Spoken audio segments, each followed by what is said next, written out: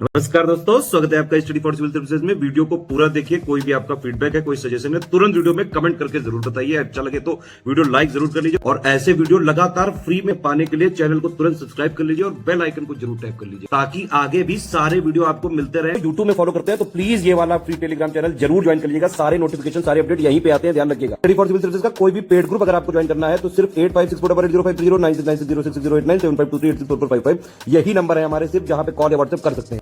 Instagram पे हमारा page जरूर फॉलो कर लीजिएगा, studyforcivil.services है। ट्विटर पे हमको जरूर फॉलो कर लीजिएगा, @studyforcivils है। दोस्तों, स्टडी फॉर सिविल सर्विसेज के यूट्यूब चैनल में मैं आर्या तिवारी आपका स्वागत करती हूँ। यहाँ पर हम देखने वाले हैं इस पूरे वीडियो में, जो कि बहुत ज़्यादा लंबा नहीं होगा, आप आराम से इसे देख सकते हैं, रिवीजन कर सकते हैं। इंपॉर्टेंट कमिटीज़ को हम देखेंगे सबसे पहले, और उसके बाद हम देखेंगे जितने भी महत्वपूर्ण कमीशन हैं उनको।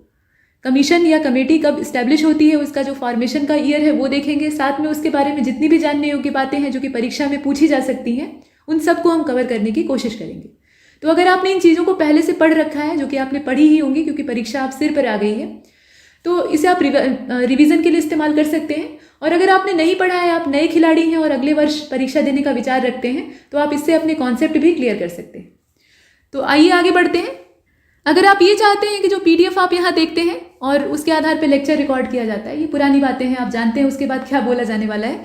तो कुल मिलाकर पेड कोर्सेज अगर आप ज्वाइन करना चाहते हैं तो नंबर दिए हैं, आप यहाँ संपर्क करके प्रक्रिया पूछ सकते हैं। इसका फायदा ये होता है, टेलीग्राम के माध्यम से ये चलते हैं, जो मटेरियल आपको दिया जाता है वो तो दिया ही जाता है, साथ में पूरा गाइडेंस दिया जाता है। आपको कहीं भी कोई दिक्कत महसूस नहीं होगी, आप अपने डाउट क्लियर कर सकते हैं।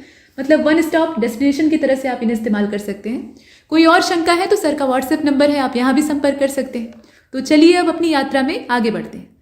जैसा कि पीछे बताया गया था कि कमेटी और कमीशन को हम देखेंगे, तो सबसे पहले ये कमेटियों की लंबी चौड़ी लिस्ट है। लंबी चौड़ी से मतलब ये नहीं है कि आपको बहुत ज़्यादा पढ़ना है, इसमें से सिर्फ अपने काम का देखना है।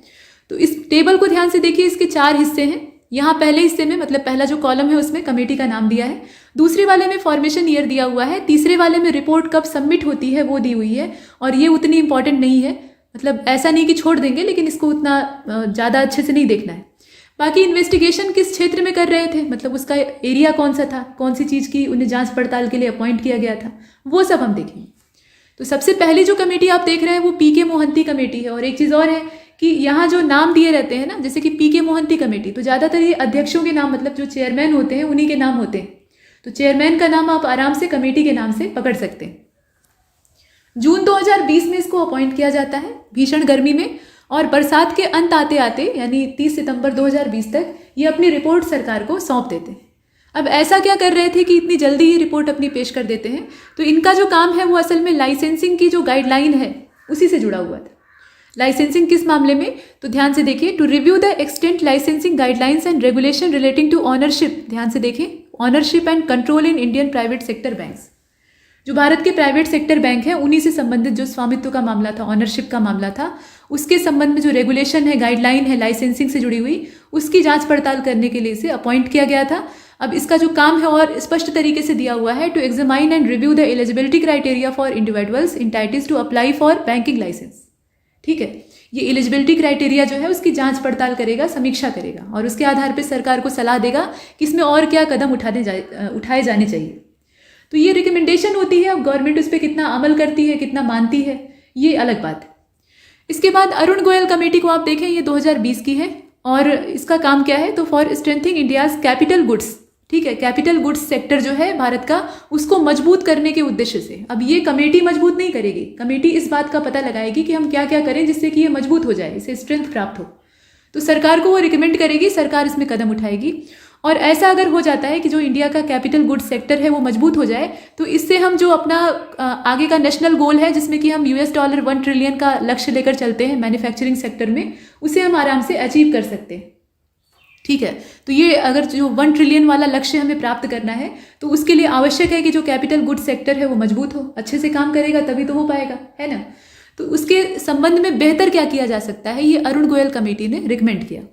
इसके बाद जो अगली कमेटी हम देख रहे हैं वो है मार्केट डाटा एडवाइजरी कमेटी। जैसा नाम है वैसा काम है, और इसकी जो इसके हेड, अब यहाँ देखिए आपकी चेयरमैन का नाम तो दिया नहीं है कमेटी में, तो यहाँ कैसे पहचानेंगे, तो साथ में दिया है ना, उसको देख लीजिए। ये माधुरी पुरी जो है वो इसकी माफ कीजिएगा, माधवी पुरी जो है वो इसकी हेड रहती है, मतलब इसकी अध्यक्ष रहती है। ये समय है 2020 का, इसका गठन का समय है, फॉर्मेशन का समय है। अब इसमें खास बात क्या है, टू रिकमेंड, इसकी रिकमेंडेशन को देखिए, appropriate policy for access to securities market data. ठीक है, जो पॉलिसी है, और कैसी पॉलिसी, तो अप्रोप्रिएट पॉलिसी, ताकि फिर उसमें भेदभाव और फिर बदलने की गुंजाइश न हो। और ये किस लिए, for access to securities market data, identify segment wise data parameters, data needs and gaps, recommend data privacy and data access regulation applicable to market data. तो मार्केट डाटा से रिलेशन इसका है, इसमें एक कोई कीवर्ड आप पकड़ के याद कर सकते हैं। ठीक है, मतलब कुल मिलाकर जो गोपनीयता है उसको बनाए रखना, क्योंकि गोपनीयता अगर नहीं रहेगी, मतलब इसे सीक्रेट लेवल पे नहीं रखा जाएगा, तो डाटा अगर बाहर लीक करता है तो उससे तमाम तरह की समस्याएं खड़ी हो सकती हैं। तो ये बात है। इसके अलावा बाकी आप देखें, कंपनी लॉ कमेटी को ये CLC है, और इसके जो हेड हैं ये राजेश वर्मा जी हैं, headed by the corporate affair secretary. ये असल में कॉर्पोरेट अफेयर सेक्रेटरी हैं और इनका नाम है राजेश वर्मा, और इन्हीं के द्वारा अध्यक्षता की गई है CLC की, यानी कंपनी लॉ कमेटी की। समय है 18 सितंबर 2019 का, और ये 2019 में ही 14 नवंबर की तारीख में अपनी रिपोर्ट को पेश कर देती है। इसके बारे में जानने योग्य बात यह है कि it was constituted in 2019 for examining and making recommendation to the government on various provisions and issue pertaining to implementation of companies act 2013। आपने देखा होगा कंपनीज एक्ट 2013 वाला, मतलब 2013 का जो कंपनी अधिनियम था, तो उसके संबंध में, उसके कार्यान्वयन के संबंध में, मतलब उसमें बहुत तरह की चीज़ें नई जुड़ जाती हैं। आप ये हमेशा ध्यान दे सकते हैं कि कोई भी एक्ट जब पास होता है, मतलब उसको अस्तित्व में लाया जाता है, तो उस समय उसकी जो आवश्यकताएं हैं वो पूरी कर लेता है। मतलब जैसी आवश्यकता थी उसी के हिसाब से हमने एक्ट ला दिया, काम हो गया।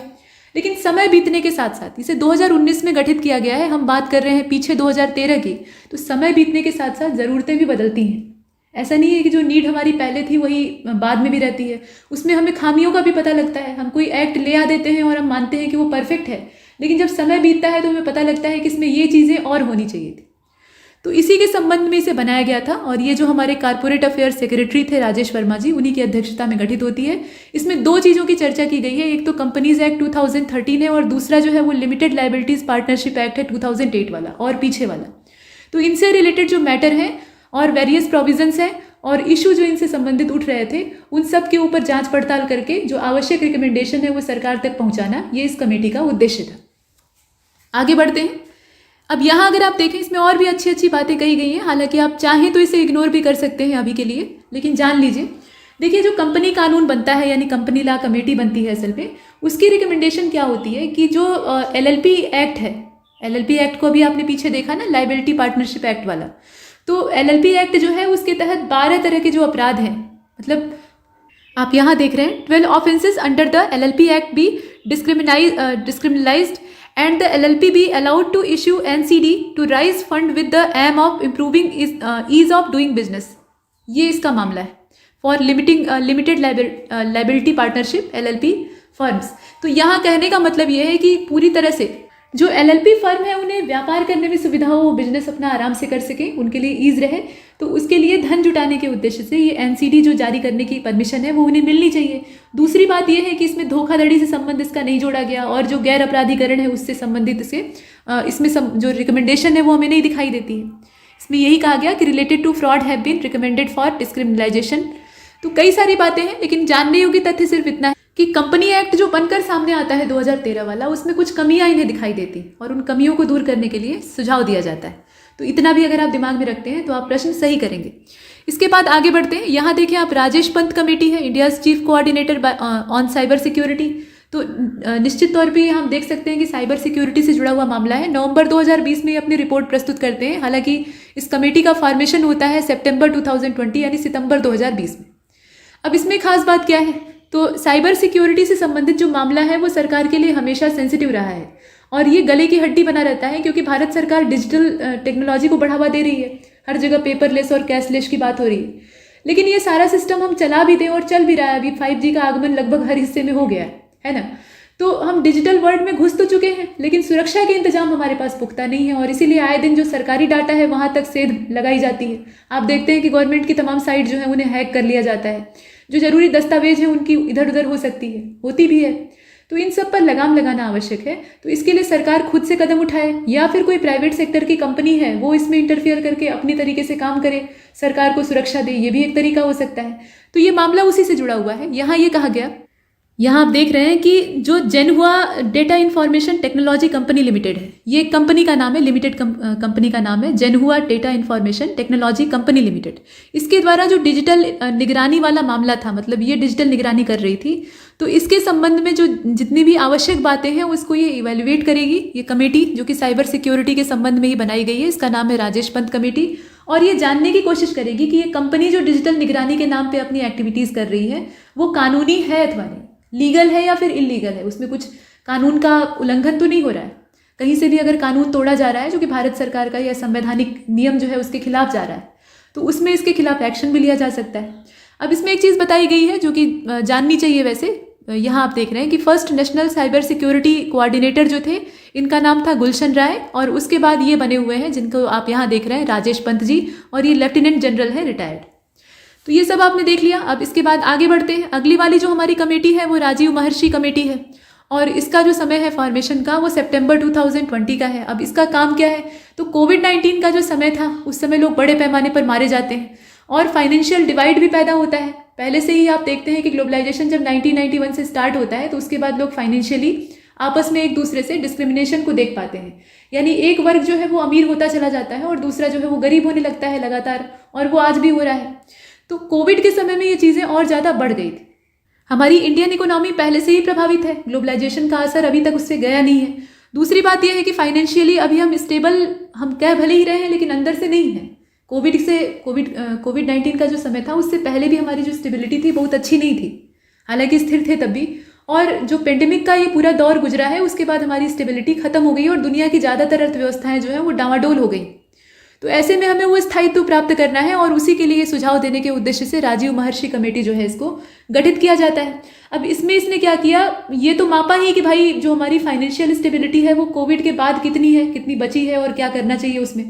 साथ में जो समाज के अलग अलग तबके हैं, अलग अलग जो क्लास हमारे समाज में बटे हुए हैं, उनके अंदर जो आपस में फाइनेंशियल डिस्क्रिमिनेशन है, वित्तीय बाधाएं हैं, अड़चनें बीच में आ रही हैं, उनको दूर करने के लिए भारत सरकार को क्या करना चाहिए, इसका सुझाव देने के लिए राजीव महर्षि कमेटी जो है इसे गठित किया जाता है। तो यहाँ आप देख ही रहे हैं। इसके बाद केवी कामत कमेटी, और हाँ, रिकमेंडेशन तो कमेटियाँ देती ही हैं, लेकिन सरकार अधिकतर जो रिकमेंडेशन होती है सिर्फ अपने मतलब वाली ही मानती है, कोई भी सरकार। इसके बाद केवी कामत कमेटी को आप देखें, ये 7 अगस्त 2020 यानी 7 अगस्त 2020 को इसका फॉर्मेशन होता है, और ये अपनी रिपोर्ट प्रस्तुत करते हैं ठीक उसी साल 1 महीने बाद, लगभग 4 सितंबर को। और इनका काम क्या था, केवी कामत कमेटी का क्या उद्देश्य हो सकता है, तो इसमें सेटिंग, यहाँ आप देख रहे हैं, setting parameters for loan restructuring to undertake process validation for resolution plans for borrowers, यहाँ आप देखें, borrowers accounts above the specified threshold.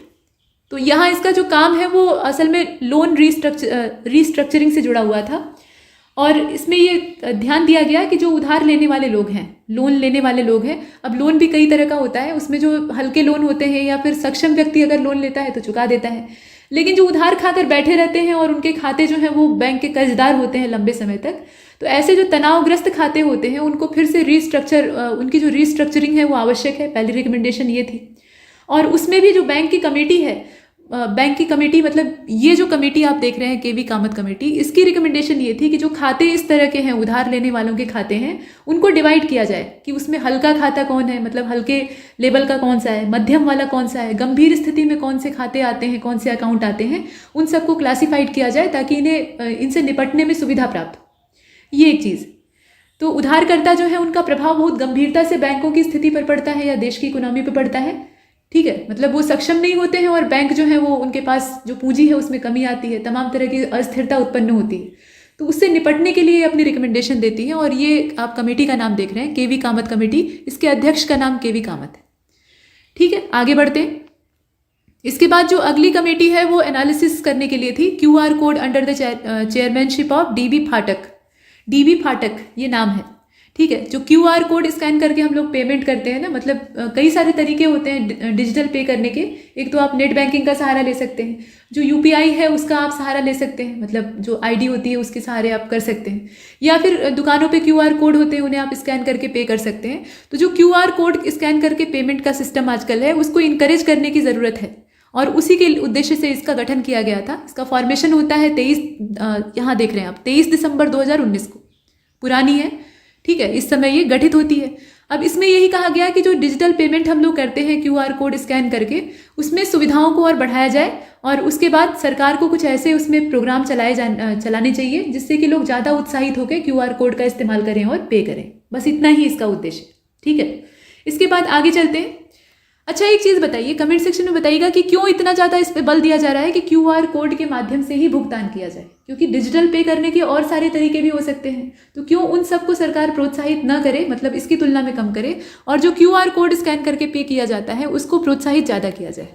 सरकार को करना चाहिए। इसके पीछे क्या रीज़न हो सकता है, चलिए अब आगे देखते हैं। अगला वाला जो है वो है committee on the pandemic risk pool headed by Suresh Mathur. Suresh Mathur इसके अध्यक्ष थे। ये कमेटी जो है ये पेंडेमिक रिस्क पूल के बारे में समीक्षा करने के लिए, रिव्यू लेने के लिए बनाई गई थी। इसका समय है जुलाई 2020 का। इसे आपने देखा, ठीक है। अब IRDAI जो है ये अपनी रिकमेंडेशन पे विचार करता है। मतलब यहाँ ये कहा गया, इस कमेटी के द्वारा रिकमेंडेशन दी गई कि कोविड-19 का जो पेंडेमिक का पूरा दौर गुजरा है उसमें हमने बहुत सारी समस्याओं का सामना किया। और ये एक चीज़ और आप देखते हैं कि जो पेंडेमिक मतलब कोविड जैसा जो पेंडेमिक पूरी दुनिया को परेशान करके गया और अभी तक परेशान कर रहा है, तो ऐसी महामारियों का, ऐसे जो भयंकर बीमारियां हैं उनका सामना हमने पहले भी किया है। चाहे वो चिकन पॉक्स रहा हो या प्लेग रहा हो या इस तरह की बहुत सारी चीज़ें थी जो कि दवाई के अभाव में या वैक्सीन के अभाव में लाइलाज हो जाती थी। लोग बहुत तेज़ी से मारे जाते थे। भारत में इस तरह का कई सारा दौर गुजरा है पीछे। तो अभी जो कोविड वाला समय है वो हमें ये चेतावनी देता है कि वायरस हमेशा रहते हैं दुनिया में और इनमें म्यूटेशन जो है वो अपने क्लाइमेट चेंज की वजह से और तेज़ी से हो रहा है। तो भविष्य में भी इस तरह की जो पेंडेमिक की चीज़ें हैं वो हमें देखने के लिए मिल सकती हैं। मतलब कोविड नहीं, कुछ दूसरा आ सकता है जो कि हमें और ज़्यादा झंझोड़ सकता है। तो उससे बचने के लिए हमें क्या कारगर कदम उठाने चाहिए, उसके संबंध में ये रिकमेंडेशन देते हैं। साथ में एक चीज़ और है कि भविष्य में जो संकट हमारे सामने आ ही जाए, मान लीजिए कि हम रोकने की कोशिश करें लेकिन फिर भी कोई समस्या खड़ी हो जाए, तो उससे हम निपटने के लिए क्या अपने पास इंतजाम रखेंगे, ये भी सुझाव इसमें दिया गया था। तो ये सब हमने देखा। इसके बाद इंजेटी श्रीनिवासन कमेटी को देखते हैं। ये आपकी अक्टूबर 2018 की है, मतलब गठित होती है, फॉर्मेशन इसका होता है। अगस्त 2019 में ये अपनी रिपोर्ट पेश करती है। अब यहाँ पे जो इंजेटी श्रीनिवासन जी हैं ये सेक्रेटरी थे, मतलब कारपोरेट अफेयर्स के, और इनके द्वारा ये रिपोर्ट पेश की गई। हाई लेवल कमेटी ये गठित हुई थी और हाई लेवल कमेटी का संबंध किससे है, ये CSR से जुड़ी हुई थी। कारपोरेट सोशल रिस्पॉन्सिबिलिटी को यहाँ पर आधार बनाया गया था और उसी के आधार पर इस रिपोर्ट को पेश किया गया था। और यूनियन मिनिस्टर ऑफ फाइनेंस यानी जो हमारी वित्त मंत्री हैं निर्मला सीतारमण जी, उनको ये रिपोर्ट सौंपी गई थी। तो इसमें CSR से जुड़े हुए कई सारी रिकमेंडेशन दी गई थी, मतलब उसे और बेहतर बनाने के लिए क्या किया जा सकता है, और भी तमाम चीज़ें इसके अंदर शामिल थी। तो प्रश्न कैसा पूछा जाएगा ये आपको पता होना चाहिए। बहुत ज़्यादा गहराई में तब आप घुसेंगे जब आपको मेंस में आंसर राइटिंग करनी हो, तो उसके लिए तो अलग से वीडियोज़ होते हैं या अलग से मटेरियल होता है। लेकिन यहाँ बेसिक हमारा उद्देश्य है प्रीलिम्स क्लियर करवाना, तो उसके लिए बस उद्देश्य आपको पता होना चाहिए। CSR आप एक टर्म बस याद रखिए, आपका काम हो जाएगा, ठीक है। बाकी समय। इसके बाद राजा चलैया कमेटी को तो आप जानते ही हैं, ये अगस्त 1991 की है। और इसमें खास बात क्या हो सकती है, देखिए इस कमेटी की जो इंतरिम रिपोर्ट थी, यहाँ फाइनल रिपोर्ट की बात नहीं हो रही है, इसकी जो इंतरिम रिपोर्ट है वो दिसंबर 1991 में सरकार के सामने पेश की गई थी। ये समय था दिसंबर 1991 का, यहाँ आपने देखा। और उसके बाद जो अंतिम रिपोर्ट है, फाइनल रिपोर्ट जो सबमिट की जाती है, वो अगस्त 1992 में पेश की जाती है। मतलब होता क्या है कि पहले तो एक इंतरिम, जैसे अपने यहाँ इंतरिम गवर्नमेंट एक बार ऑर्गेनाइज हुई, मतलब उसका गठन हुआ, उसके बाद फाइनली पूरा कैबिनेट तैयार होता है। तो वैसे ही यहाँ पे एक बार इंतरिम रिपोर्ट पेश होती है। ऐसा ज़्यादातर रिपोर्ट्स जो काफ़ी संवेदनशील या गहरी रिपोर्ट होती है, जिसमें ज़्यादा रिसर्च की आवश्यकता होती है, उसके लिए उसके संदर्भ में किया जाता है। तो जो इंतरिम रिपोर्ट है उसका 1991 का समय है। उसके बाद अगस्त 1992 में ये पेश की गई थी अंतिम रूप से। तो यहाँ तारीखों में थोड़ा सा परेशान मत होइएगा, दोनों ही चीज़ें आपको पता होनी चाहिए, ठीक है। दोनों समय आप देख रहे हैं, यहाँ 1991 देख रहे हैं या 1992 देख रहे हैं। तो ये तो बात हो गई इसके पेश होने की। अब इसका काम क्या था। राजा चलैया कमेटी जो है ये देश का जो अभी मतलब आप देख रहे हैं कि ये समय 1991 का है। तो उस समय का जो हमारा टैक्स का पूरा स्ट्रक्चर था, टैक्स का जो पूरा ढांचा था, टैक्सेशन हमारा जैसे चल रहा था, उसकी समीक्षा के लिए इसको गठित किया गया था। मतलब ये कि जो टैक्स है वो पूरे देश की इकोनॉमी का आधार होता है। जनता जो कर चुकाती है उसी से सरकार जितना भी इंफ्रास्ट्रक्चर डेवलपमेंट का काम है या जनहित के जितने भी काम है उसको संपन्न करती है। सरकार के पास अपनी जेब से तो पैसा आता नहीं, वो जनता का पैसा होता है। टैक्स ही जो होते हैं, चाहे वो डायरेक्ट टैक्स हो या इनडायरेक्ट हो, अभी तो GST आ गया है, तो उसी के माध्यम से जनता से पैसा प्राप्त करके सरकार जो है वो विकास के काम करती है और देश जो है वो उन्नति करता है। इसीलिए कहा जाता है कि कर चोरी नहीं करनी चाहिए। तो कुल मिलाकर जो हमारा टैक्स का सिस्टम है, टैक्स का पूरा एक मॉड्यूल ढांचा तैयार हुआ है, उसमें कहाँ पर खामियां हैं, इसकी समीक्षा के लिए राजा चिलैया समिति को गठित किया गया था। ये टैक्स रिफॉर्म से जुड़ी हुई है, ये पहले ही हमने देख लिया था। और इसमें ये भी कहा गया कि जो टैक्स की रेट है, टैक्स का जो स्लैब है, उसमें कमी ले आई जाए और जो न्यूनतम दर है और अधिकतम जो सीमांत दर है, मतलब जो हाई स्लैब की रेट है, उसके बीच का जो फैलाव है, उसके बीच में जो एक प्रसार हम देख रहे हैं, उसे कम किया जाए। और साथ में जो डबल टैक्सेशन है उससे भी बचने की आवश्यकता है, क्योंकि वो अतिरिक्त बोझ डालने का काम करता है। इसके साथ साथ जो हमारी घरेलू या विदेशी कंपनियां हैं, उनके बीच में भी जो कॉर्पोरेट टैक्स का रेट है, उसके डिफरेंस को कम किया जाए। मतलब ज़्यादा अंतर है तो उस अंतर को अगर हम कम करते हैं तो इससे जो निवेश है और व्यापार है उसको बढ़ावा मिलेगा। तो कई सारी बातें इसमें थी। संपत्ति का युक्तिकरण, टैक्स को कम करने की बात इसमें बार बार कही गई थी, ये एक खास बात है। तो राजा चिलैया कमेटी को हमने देखा। इसके बाद आगे बढ़ते हैं। यहाँ आप अगले को देख रहे हैं, मालेगाम कमेटी है और ये माइक्रो फाइनेंस से संबंधित है। इसमें माइक्रो फाइनेंस की डिफिनीशन पर चर्चा की गई थी। इसकी खास बात ये, किसी भी चीज़ को अगर आप सही तरीके से डिफाइन करते हैं तो उसके बारे में आप सही निर्णय ले पाते हैं, सही पॉलिसी उसके बारे में बना पाते हैं। तो इसका समय है 15 अक्टूबर 2010 का और ये अपनी रिपोर्ट पेश करती है अगले साल यानी जनवरी 2011 में। तो मालेगाम कमेटी जो है, इसका इस्टेब्लिशमेंट या फॉर्मेशन होता है 15 अक्टूबर 2010 को और ये अपनी रिपोर्ट पेश करती है जनवरी 2011 में। आपने देख लिया था। अब इसमें जो सेटअप है 2010 में होता है रिव्यू करने के लिए डिफिनीशन जो माइक्रो फाइनेंस की है उसकी, मतलब माइक्रो फाइनेंस की एक प्रॉपर डिफिनीशन पहले से ही थी, लेकिन वो डिफिनीशन सही है या नहीं, मतलब एक जायज़ तरीके से उसे डिफाइन किया गया है या नहीं, ये चीज़ जानने के लिए। और साथ में माइक्रो फाइनेंस इंस्टीट्यूशंस जो है उनकी डिफिनीशन क्या होनी चाहिए, मतलब जो MFI है उनकी भी सही डिफिनीशन क्या होनी चाहिए, इसका रिव्यू लेने के लिए इसको गठित किया गया था। अब इसमें और भी चीज़ें थी, जैसे कि जो नॉन बैंकिंग फाइनेंस कंपनीज़ हैं उनका रेगुलेशन सही ढंग से हो सके, इसी उद्देश्य से ये सारी डिफिनीशन तैयार की जा रही थी। ये जो नॉन बैंकिंग फाइनेंस कंपनीज होती हैं ये मनमानी न कर सके, डिफिनीशन जो है वो इस दायरे में रहे कि इनका विकास भी हो सके और ये सही ढंग से नियंत्रित हो सके। तो इसी उद्देश्य से रिजर्व बैंक ऑफ इंडिया के माध्यम से इसका गठन किया जाता है। तो ये हमने देखा। इसके बाद कस्तूरी रंगन कमेटी को तो आप जानते ही हैं, ये जून 2017 में अपॉइंट होती है, इसकी फॉर्मेशन होती है और ये अपनी रिपोर्ट पेश करती है मई 2019 में और के कस्तूरी रंगन इसके अध्यक्ष होते हैं। और उन्हीं के रिकमेंडेशन के आधार पे, उसी समिति की रिकमेंडेशन जो थी उसी के आधार पे नेशनल एजुकेशन पॉलिसी 2020 जो है उसका ड्राफ्ट तैयार किया जाता है और वो आती है अगले साल।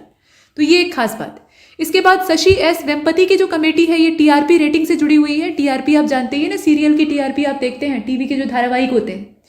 तो यहाँ पर ये नवंबर 2020 में अपॉइंट होती है, इसका फॉर्मेशन होता है। जनवरी 2021 में ये अपनी रिपोर्ट पेश करती है।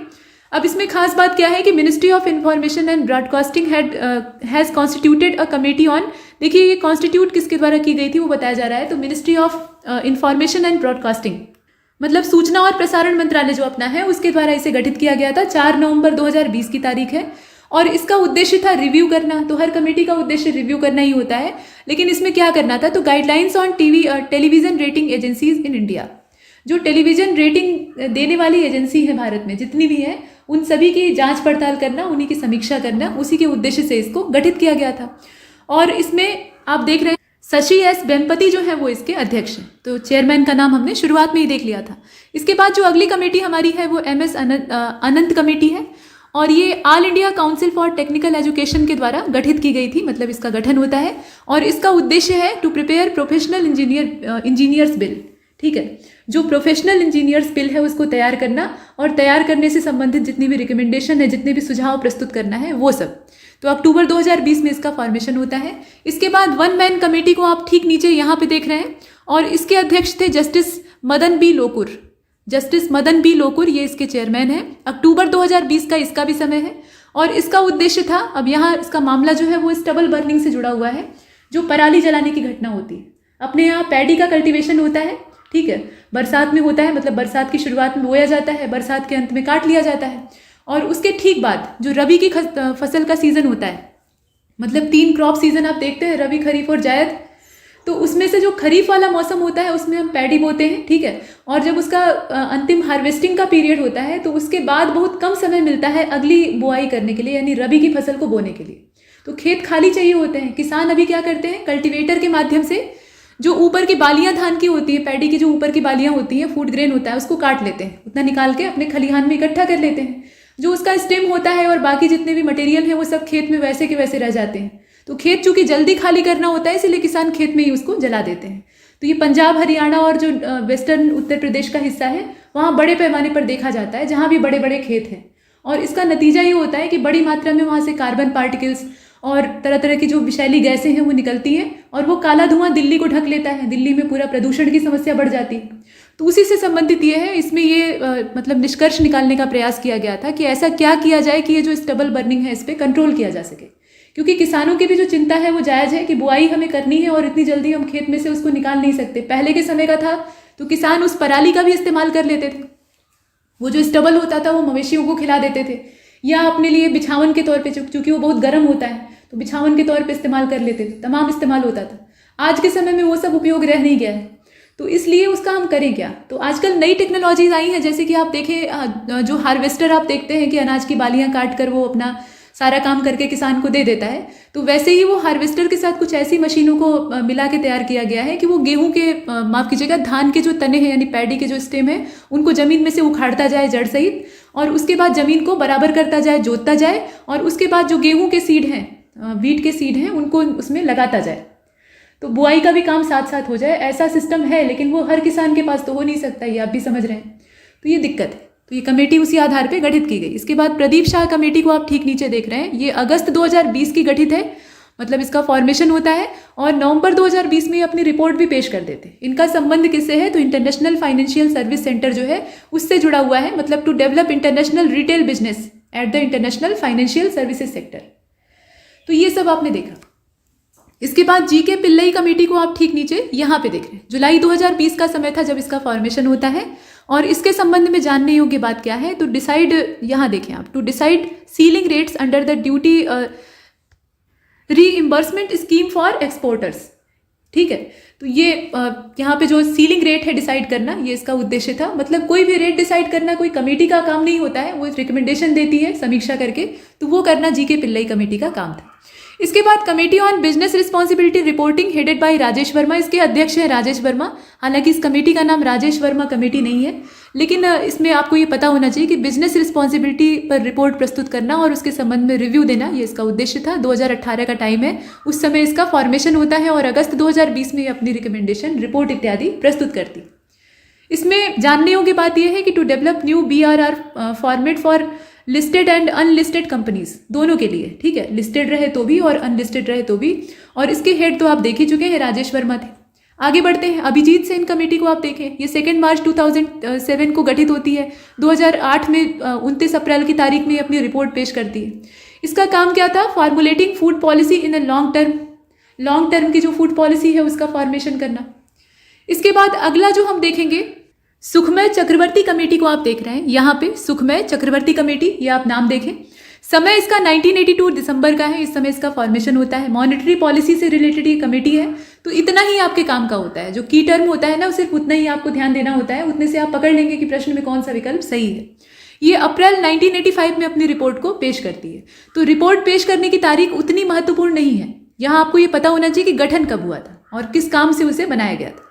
इसके बाद जे ईरानी कमेटी को देखिए, ये दिसंबर 2004 में इसका फॉर्मेशन होता है, रिपोर्ट पेश करते हैं 2005 मई में, और कंपनी लॉ से इसका संबंध था। मतलब इसमें मूल जो उद्देश्य था वो असल में नए कंपनी एक्ट को या नया जो कंपनी कानून था उसको गठित करना और उसके संबंध में सलाह देना, तो उसके पर्पज से इसको बनाया गया था। इसका नाम है जे ईरानी कमेटी। इसके बाद केलकर कमेटी है, यूनियन बजट 2015 का जो समय है उस समय से अपॉइंट किया जाता है, मतलब इसका फॉर्मेशन होता है, बजट पेश होता है उसके साथ, और नवंबर 2015 में ये अपनी रिपोर्ट को सबमिट करती है। अब यहाँ पर पब्लिक प्राइवेट पार्टनरशिप जो है उससे संबंध इस कमेटी का है। मतलब जो टैक्स स्ट्रक्चर है हमारा अभी अपने देश का है उस समय का तत्कालीन, तो उसमें रिफॉर्म की आवश्यकता है, उसी के संबंध में इसने अपनी रिकमेंडेशन दी थी। और साथ में जो पब्लिक प्राइवेट पार्टनरशिप है उसको बढ़ावा देना, मतलब पहले तो उसका पूरा मूल्यांकन करें, उसे इवेल्युएट करें, उसके बाद जहाँ खामियां हैं उसे दूर करें, और उसके बाद उसका संवर्धन करें, क्योंकि उससे इकोनॉमी ग्रो करेगी। तो ये केलकर कमेटी है, इसे आपने देख लिया। समय जरूर याद रखिएगा, क्योंकि कभी कभी इसका कालानुक्रम यानी जो क्रोनोलॉजी है उसे अरेंज करने के लिए कहा जाता है, तो इसके लिए आपको जो डेट है वो पता होनी चाहिए। नेक्स्ट अगली वाली जो हमारी कमेटी है वो खुसरो कमेटी है। अब ये जो खुसरो कमेटी है इसका संबंध एग्रीकल्चरल क्रेडिट सिस्टम से है, ठीक है, एग्रीकल्चरल क्रेडिट सिस्टम जो है उससे इसका रिलेशन है, और इसे अपॉइंट किया जाता है, इसका फॉर्मेशन होता है 1986 में, यहाँ आप देखें, और अगस्त 1989 में ये अपनी रिपोर्ट को सबमिट करती है। तो खुसरो कमेटी को हमने देख लिया। इसके बाद सरकारिया कमीशन, ये काफ़ी ज़्यादा प्रसिद्ध रहता है। 1983 का ये गठित हुआ था, मतलब इसका फॉर्मेशन होता है 1988 में, ये अपना रिपोर्ट सबमिट करता है। और इसमें पावर बैलेंस की बात की गई थी जो सेंटर है और स्टेट है उसके बीच में, क्योंकि सेंट्रलाइज एडमिनिस्ट्रेशन अगर हुआ तो उसमें मजबूती तो रहती है, मतलब जो पूरी डेमोक्रेसी है हमारी वो मजबूती से एक दूसरे से जुड़ी रहती है। लेकिन दिक्कत ये होती है कि जो हमारे स्टेट हैं, जितने भी स्टेट हैं या यूनियन टेरिटरी हैं, उनको आज़ादी कम मिल पाती है, स्वतंत्र होकर वो काम नहीं कर पाते, निरंकुशता वाला माहौल रहता है। तो सेंट्रलाइज एडमिनिस्ट्रेशन के ये सारे दोष होते हैं, इसीलिए आवश्यक है कि बैलेंस होना चाहिए, मतलब जो सेंटर है और स्टेट है उसके बीच में काम का विभाजन होना चाहिए, क्योंकि हर काम सेंटर नहीं कर सकता है। कुछ काम ज़मीनी स्तर पे किए जाते हैं और ग्राउंड लेवल पर किए जाने वाले जितने भी वर्क होते हैं पब्लिक वेलफेयर से जुड़े हुए, उसको राज्य ही बेहतर कर सकता है। तो इसीलिए केंद्र और राज्य के बीच में जो रिलेशनशिप है और पावर का बैलेंस है वो सही होना ज़रूरी है। तो उसी के संबंध में रिकमेंडेशन दी थी सरकारिया कमीशन ने। जैसे आज का समय है, किसी भी सरकार की या किसी भी दल की बुराई नहीं है, लेकिन सेंट्रलाइज एडमिनिस्ट्रेशन इस समय अपने चरम बिंदु पर है। तो इसका नतीजा ये है कि केंद्र के पास ज़्यादा पावर है, ठीक है, और ये बहुत अच्छी बात है देश की मजबूती के लिए। लेकिन इसमें जो खामियां हैं वो ये है कि राज्यों के पास कम आज़ादी है। राज्य जो है वो बहुत ज़्यादा अपनी मर्जी से कुछ नहीं कर सकते। तो इसके कुछ अच्छे पक्ष भी हो सकते हैं, मतलब निरंकुश राज्य नहीं हो पाएंगे, लेकिन जो आज़ादी उन्हें मिलनी चाहिए सही काम करने के लिए वो सही ढंग से नहीं मिल पाएगी, ये इसका दोष भी होता है। तो हर प्रणाली में कुछ ना कुछ अच्छाई होती है, कुछ खराबी होती है, तो सो यहाँ भी दिखाई देती। अब इसके बाद सरकारिया कमीशन के बाद आगे चलते हैं, लोढ़ा कमेटी को देख लेते हैं। काफ़ी अच्छा नाम है और ये क्रिकेट रिफॉर्म से जुड़ी हुई है, बस इतना ही आपको याद करना है। जनवरी 2015 में इसको मतलब इसका फॉर्मेशन होता है और ये 2016 जनवरी में ठीक 1 साल बाद अपनी रिपोर्ट को सबमिट करती है। इसके बाद विवेक देवराय कमेटी को आपने देखा, रेलवे रिस्ट्रक्चरिंग से इसका संबंध है और ये जून 2015 में अपनी रिपोर्ट को पेश कर देते हैं। सितंबर 2014 सितंबर 2014 में अपना फॉर्मेशन इनका होता है।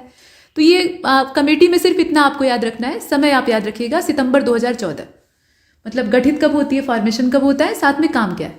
इसके बाद जस्टिस, यहाँ देखें आप, Shri justice MB Shah commission, ये कमेटी नहीं है कमीशन है असल में, तो इसे साफ कर लेते हैं। देखिए, Shri justice MB Shah commission जो है ये नवंबर 2010 में गठित होता है, इसका फॉर्मेशन होता है नवंबर 2010 में।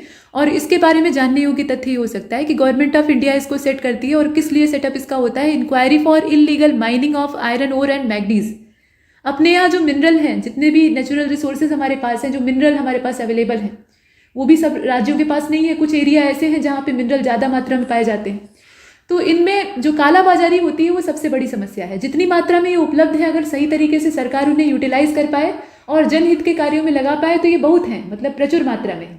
लेकिन जो अवैध इसका काम, मतलब गैर कानूनी तरीके से इनकी तस्करी या इनको खरीदने बेचने का काम होता है, वो सब गड़बड़ होता है। उससे न सिर्फ इन्वायरमेंट नष्ट होता है बल्कि ये जो खनिज हैं ये बर्बाद होते हैं। तो इसीलिए जो इलीगल माइनिंग होती है, जिससे कि मिट्टी को भी बहुत अच्छा खासा नुकसान होता है, जो वहाँ की संपदाएं हैं, मतलब ऐसा नहीं है कि जो मिनरल एरिया होता है, मतलब जहाँ से माइनिंग का काम होता है, वो पूरी तरह से वीरान होता है। ऊपर मिट्टी की परत होती है, वहाँ जंगल भी हो सकते हैं, पेड़ पौधे भी हो सकते हैं। और इसके अतिरिक्त जो मिट्टी का, मतलब सॉइल इरोजन का प्रोसेस है वो स्टार्ट हो जाता है। तो ज़्यादा माइनिंग भी नहीं होनी चाहिए, एक सीमा में होनी चाहिए, सरकार उसको कंट्रोल करती है। लेकिन जो ये अवैध तरीके से खुदाई शुरू कर देते हैं, इलीगल इसमें मेथड अप्लाई हो जाता है, तो इससे अच्छा खासा नुकसान होता है। तो उसी की रोकथाम के लिए यहाँ रिकमेंड किया गया था। और इस कमेटी का नाम आप देख रहे हैं, MB शाह कमीशन, ये MB शाह कमीशन। इसके बाद Shri justice MB Shah commission, यहाँ आपने देखा ब्लैक मनी से रिलेटेड एक और दिखाई दे रहा है आपको, 27 मई 2014 का। दीपक पारेख कमेटी को देखिएगा, तो दीपक पारेख कमेटी जो है ये नवंबर 2010 की है। Financing infrastructure through public private partnership model. जो फाइनेंसिंग इंफ्रास्ट्रक्चर है उसको हम करेंगे, लेकिन किस माध्यम से, तो जो PPP मॉडल है उसके माध्यम से। इसके बाद फर्टिलाइजर और एग्रीकल्चर में कई सारी चीज़ों की रिकमेंडेशन से जुड़ी हुई कमेटी का नाम है, ये हनुमंत राव कमेटी है, 1984 की है। फर्टिलाइजर हम लोग मोटे तौर पे कह देते हैं, लेकिन कृषि प्रणाली में बहुत सारी चीज़ों को इसने सुझाव दिया था। 1984 आप याद रखिएगा। इसके बाद जानकी रमन कमेटी को देखें ठीक नीचे, ये 1992 की है, अप्रैल 1992 की, यहाँ आपने देखा। और इसे रिजर्व बैंक ऑफ इंडिया के द्वारा सेटअप किया गया था, तो ये महत्वपूर्ण हो जाती है। अप्रैल 1992 में ये आइडेंटिफाई करने के लिए, अब यहाँ ध्यान से देखिए, identify the irregularities that had taken place in securities transaction. जो सिक्योरिटी ट्रांजेक्शन होता है ना, उसमें तमाम तरह की इरेगुलरिटी आती हैं जो कि नहीं होनी चाहिए, इससे जनहित प्रभावित होता है। तो आरबीआई के द्वारा इसको सेट किया गया था ताकि ये मामले की पड़ताल करे और जहाँ से भी इरेगुलरिटीज़ पैदा हो रही है ट्रांजेक्शन में उसको ढूंढ निकाले। तो रिकमेंडेशन जो इसकी है उसके आधार पर फिर रिफॉर्म का काम होगा। इसके बाद कोठारी कमीशन, इसमें जितनी भी कमेटी या कमीशन को आप देख रहे हैं वो अपने से कुछ नहीं करता है, वो सिर्फ जांच पड़ताल के लिए गठित किया जाता है। मतलब उसका काम होता है सिर्फ रिव्यू करना, समीक्षा करना। अब वो जो सलाह देता है उसके आधार पर सरकार एक्शन लेती है या जो संस्था उसे गठित की रहती है, बनाई रहती है, वो एक्शन लेती है, ये काम होता है। तो अगली जो है वो कोठारी कमेटी है, माफ़ कीजिएगा कोठारी कमीशन है असल में। ये 14 जुलाई 1964 का है, मतलब इसका फॉर्मेशन होता है और 29 जून 1966 में अपनी रिपोर्ट को पब्लिश करता है। और इसमें examine all aspects of educational sector in India, जो भारत का पूरा एजुकेशनल सेक्टर है, मतलब ढांचा जैसा भी बना हुआ है पहले से, अंग्रेजी शिक्षा का प्रावधान अंग्रेजों के द्वारा किया गया, तो जो हमारा सिस्टम है वो वहीं से बना हुआ है। ठीक है, एकदम जो हमारा वैदिक पीरियड का सिस्टम था वो अब मौजूद नहीं है। अभी जो हम सिस्टम फॉलो कर रहे हैं, स्कूलों का जो पूरा ढांचा चल रहा है वो असल में अंग्रेज़ों का बनाया हुआ है। तो उसको हम लोग कैसे सही तरीके से चला सकते हैं, उसमें किस तरीके के बदलाव हो सकते हैं, क्या चीज़ें हम नहीं कर सकते हैं, क्या सुधारने लायक है, उन पूरी चीज़ों को एग्जामाइन करना, मतलब उसकी जांच पड़ताल करना, ये उद्देश्य था कोठारी कमीशन का। इसके बाद एन वोहरा कमेटी को आप ठीक नीचे देख रहे हैं, यहाँ समय आप देखिए 1993, और इसमें ये प्रॉब्लम की स्टडी करने के लिए बनाई गई थी। प्रॉब्लम किस चीज़ की? तो क्रिमिनलाइजेशन ऑफ पॉलिसीज़, माफ़ कीजिएगा, politics and the nexus among the criminals, politician and bureaucrats. अपने यहाँ सबसे बड़ी समस्या तो यही है, मतलब पूरी जो डेमोक्रेसी है वो बहुत अच्छे ढंग से चलती अगर जनता अपनी स्वस्थ मानसिकता के साथ अपने रिप्रेजेंटेटिव को चुनती और उन्हें संसद तक पहुंचाती या कुर्सी तक पहुंचाती, सत्ता में बैठ के वो जनता के हित में काम करता। ये मामला सुनने में तो अच्छा लगता है, लेकिन दिक्कत ये है ना कि वो सत्ताधारी जो दल होता है या सत्ताधारी जो नेता होता है, केंद्र में बैठा होता है, उसे अपना काम करने के लिए लोगों की ज़रूरत होती है। तो बहुत सारे मंत्री होते हैं, उसके बाद उससे भी नीचे जो हमारा पूरा सिस्टम बना हुआ है, ढांचा बना हुआ है, उसे सही ढंग से ऑपरेट करने के लिए ऑफिशियल्स होते हैं। और ये जो एडमिनिस्ट्रेशन होता है ना, इसमें भ्रष्टाचार घुसता है। उसके बाद वो बड़े नेता, अब इसमें सब लोग इन्वॉल्व रहते हैं। बड़े वाले जो नेता हैं वो अधिकारियों से, अधिकारी जो हैं वो अपने छोटे अधिकारियों से, ऐसे करके, और जो बाकी अधिकारी हैं वो अपना नीचे वाले जो ठेकेदार इत्यादि हैं उनसे मिलके अपना घूस खाने का काम या भ्रष्टाचार का काम करते हैं। ये कड़वा लगता है सुनने में सभी को कि इतना भ्रष्टाचार है, लेकिन सच में है। ठीक है, तो उन सब की जांच पड़ताल के लिए वोहरा कमेटी को अपॉइंट किया गया था कि मतलब रिलेशन क्या है, यहाँ जो क्रिमिनलाइजेशन हो रहा है तो क्रिमिनल और मतलब जो क्रिमिनल है और जो पॉलिटिक्स में बैठे हुए पॉलिटिशियन हैं उनके बीच का रिलेशन पता करना बहुत ज़रूरी है। क्योंकि कोई भी क्रिमिनल कितना भी बड़ा हो, बाहुबली क्यों ना हो, लेकिन बिना किसी नेता के सपोर्ट के या कोई जो बड़ी अथॉरिटी है उसके सहयोग के बिना वो बढ़िया तरीके से काम नहीं कर सकता है। किसी भी एरिया में अगर कोई क्रिमिनल जो है वो खूब फल फूल रहा है तो इसका मतलब आप पक्का जान लीजिए कि राजनीतिज्ञों का सपोर्ट उसमें है, मतलब कोई ना कोई नेता उसको सपोर्ट कर रहा है। मतलब क्या है, पूरी राजनीति ही दूषित है और यही हकीकत है। तो उसकी जांच के लिए एन वोहरा कमेटी गठित की गई थी। इसके बाद पुंछी कमेटी, और ऐसी जो कमेटियां होती हैं जब रिकमेंडेशन देती हैं तो सरकार उसमें से ज़्यादातर चीज़ों को किनारे कर देती है ये भी एक हकीकत है।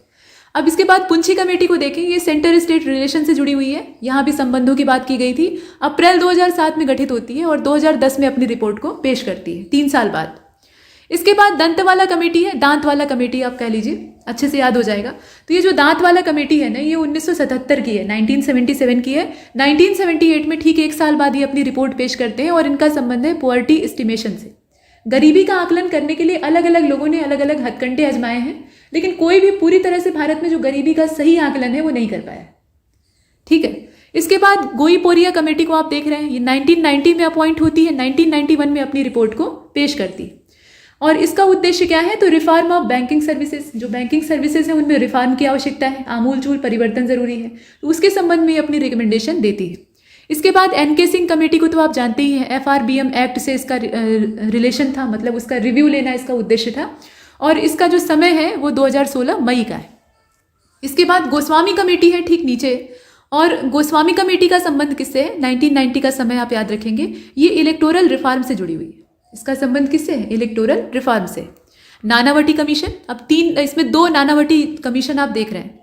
पहला जो नानावटी कमीशन है वो 2000 का है, सन 2000 का है, और इसका उद्देश्य था इन्वेस्टिगेशन करना, जो इनोसेंट सिख मारे गए थे, सिखों के मतलब जो दंगे हुए थे, इंदिरा गांधी जी की हत्या होती है, उसके बाद बड़े पैमाने पर दंगे होते हैं, और दूसरी चीज़ ये है कि सिखों का बड़े पैमाने पर मर्डर होता है।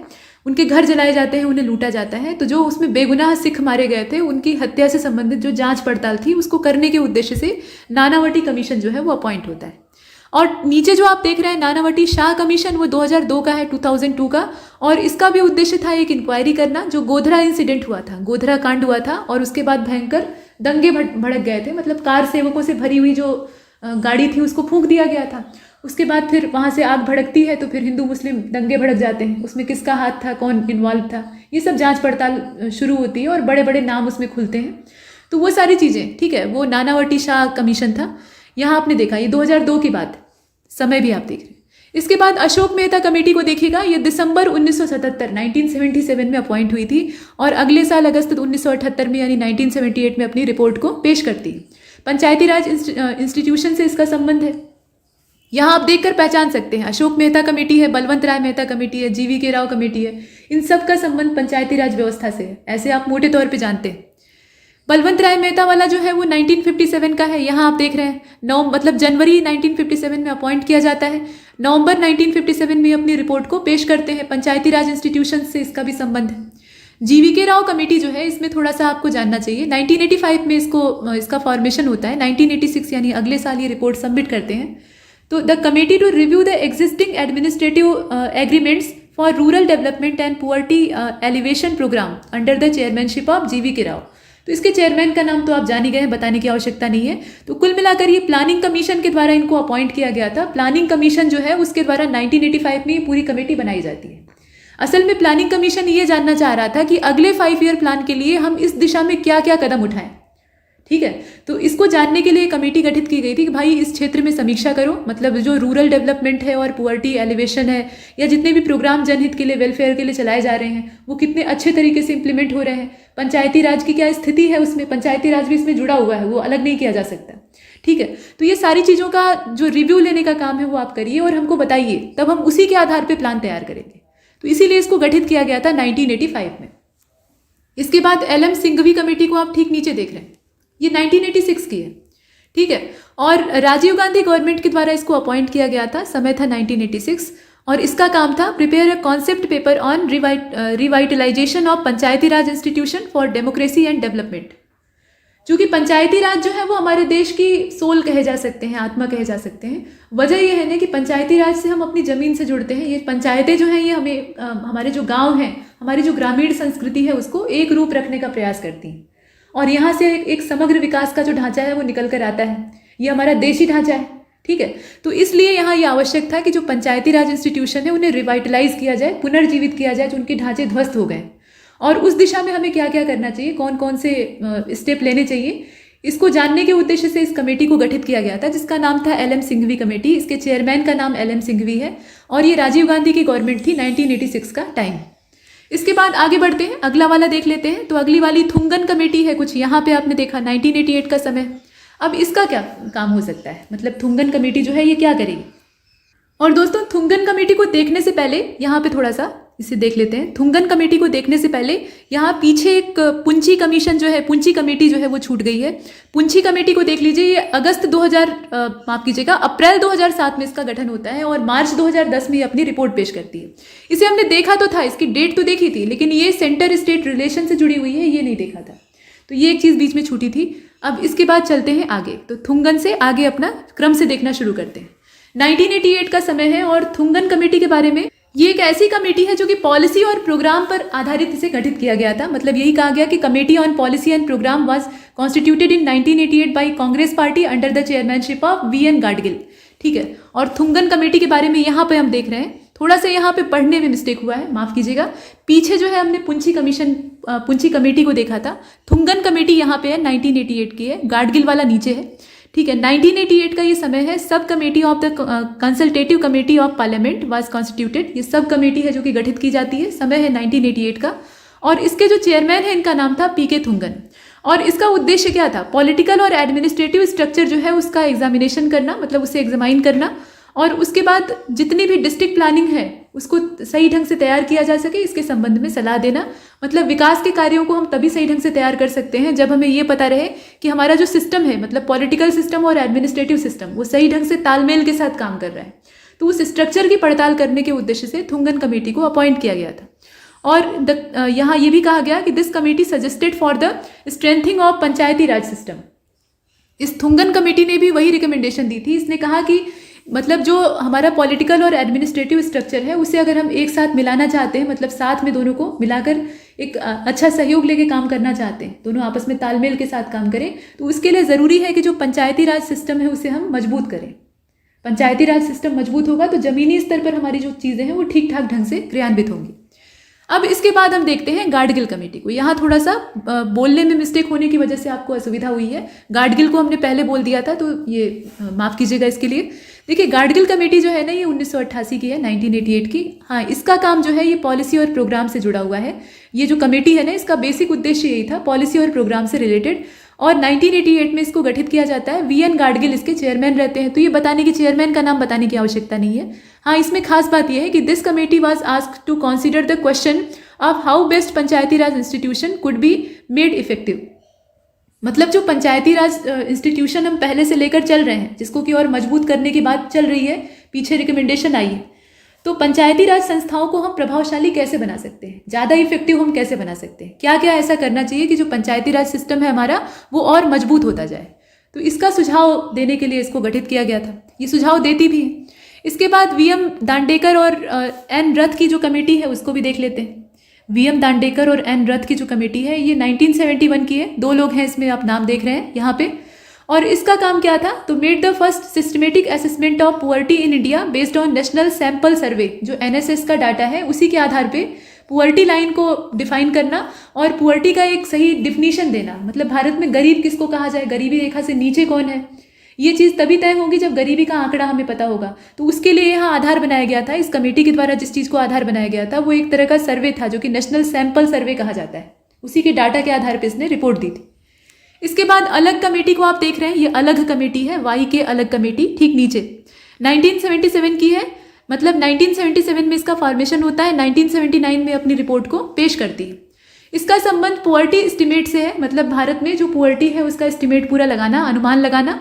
और इसमें ये कहा गया, देखें आप, in India the first official rural and urban poverty line at the national level were introduce on the basis of nutritional requirements and related consumption expenditure. अब यहाँ ये ध्यान दीजिएगा कि इससे पहले जो पुअर्टी को डिसाइड करने का या डिफाइन करने का तरीका था, उसमें तमाम डाटा, सर्वे, इन सब का सहारा लिया जाता था या एक इनकम को आधार बना के देखा जाता था। लेकिन अभी जो ये अलग कमेटी है ना, इसमें ये कहा गया, ये अलग नाम है तो ये सही में अलग काम करते हैं। यहाँ पे ये काम किया गया कि जो न्यूट्रिशन लेवल है, मतलब किसको कितना पोषण मिलना चाहिए, हर आदमी के शरीर की आवश्यकता भिन्न होती है। जैसे जो श्रमिक हैं, मजदूर हैं, लेबर मतलब लेबर वाला काम कर रहे हैं, तो उनके लिए फिर ज़्यादा कैलोरी की आवश्यकता होगी। उस हिसाब से उन्हें भोजन प्राप्त हो रहा है कि नहीं। महिलाएं हैं या जो किशोरियां हैं, कम उम्र की बच्चियां हैं या युवा लोग हैं, उनके लिए कैलोरी की आवश्यकता कितनी है और दिन में उन्हें कितनी कैलोरी मिल पा रही है, पेट भर भोजन मिल रहा है या नहीं। तो उनकी जो न्यूट्रिशन से संबंधित आवश्यकता है वो पूरी तरह से फुलफिल हो रही है या नहीं, इसको आधार बना के ये तय किया गया था कि आदमी गरीब है या नहीं। ठीक है, तो ये जो आधार बनाया गया था ये अलग कमेटी में था और समय है इसका 1977। इसके बाद लकड़ा वाला कमेटी है। अब ये जो लकड़ा वाला कमेटी है ना, ये 1989 में अपॉइंट होती है, मतलब इसका फॉर्मेशन होता है। 1993 में अपनी रिपोर्ट को पेश करते हैं और इसमें भी वही पुअर्टी एस्टिमेट लगाना ही इसका उद्देश्य था।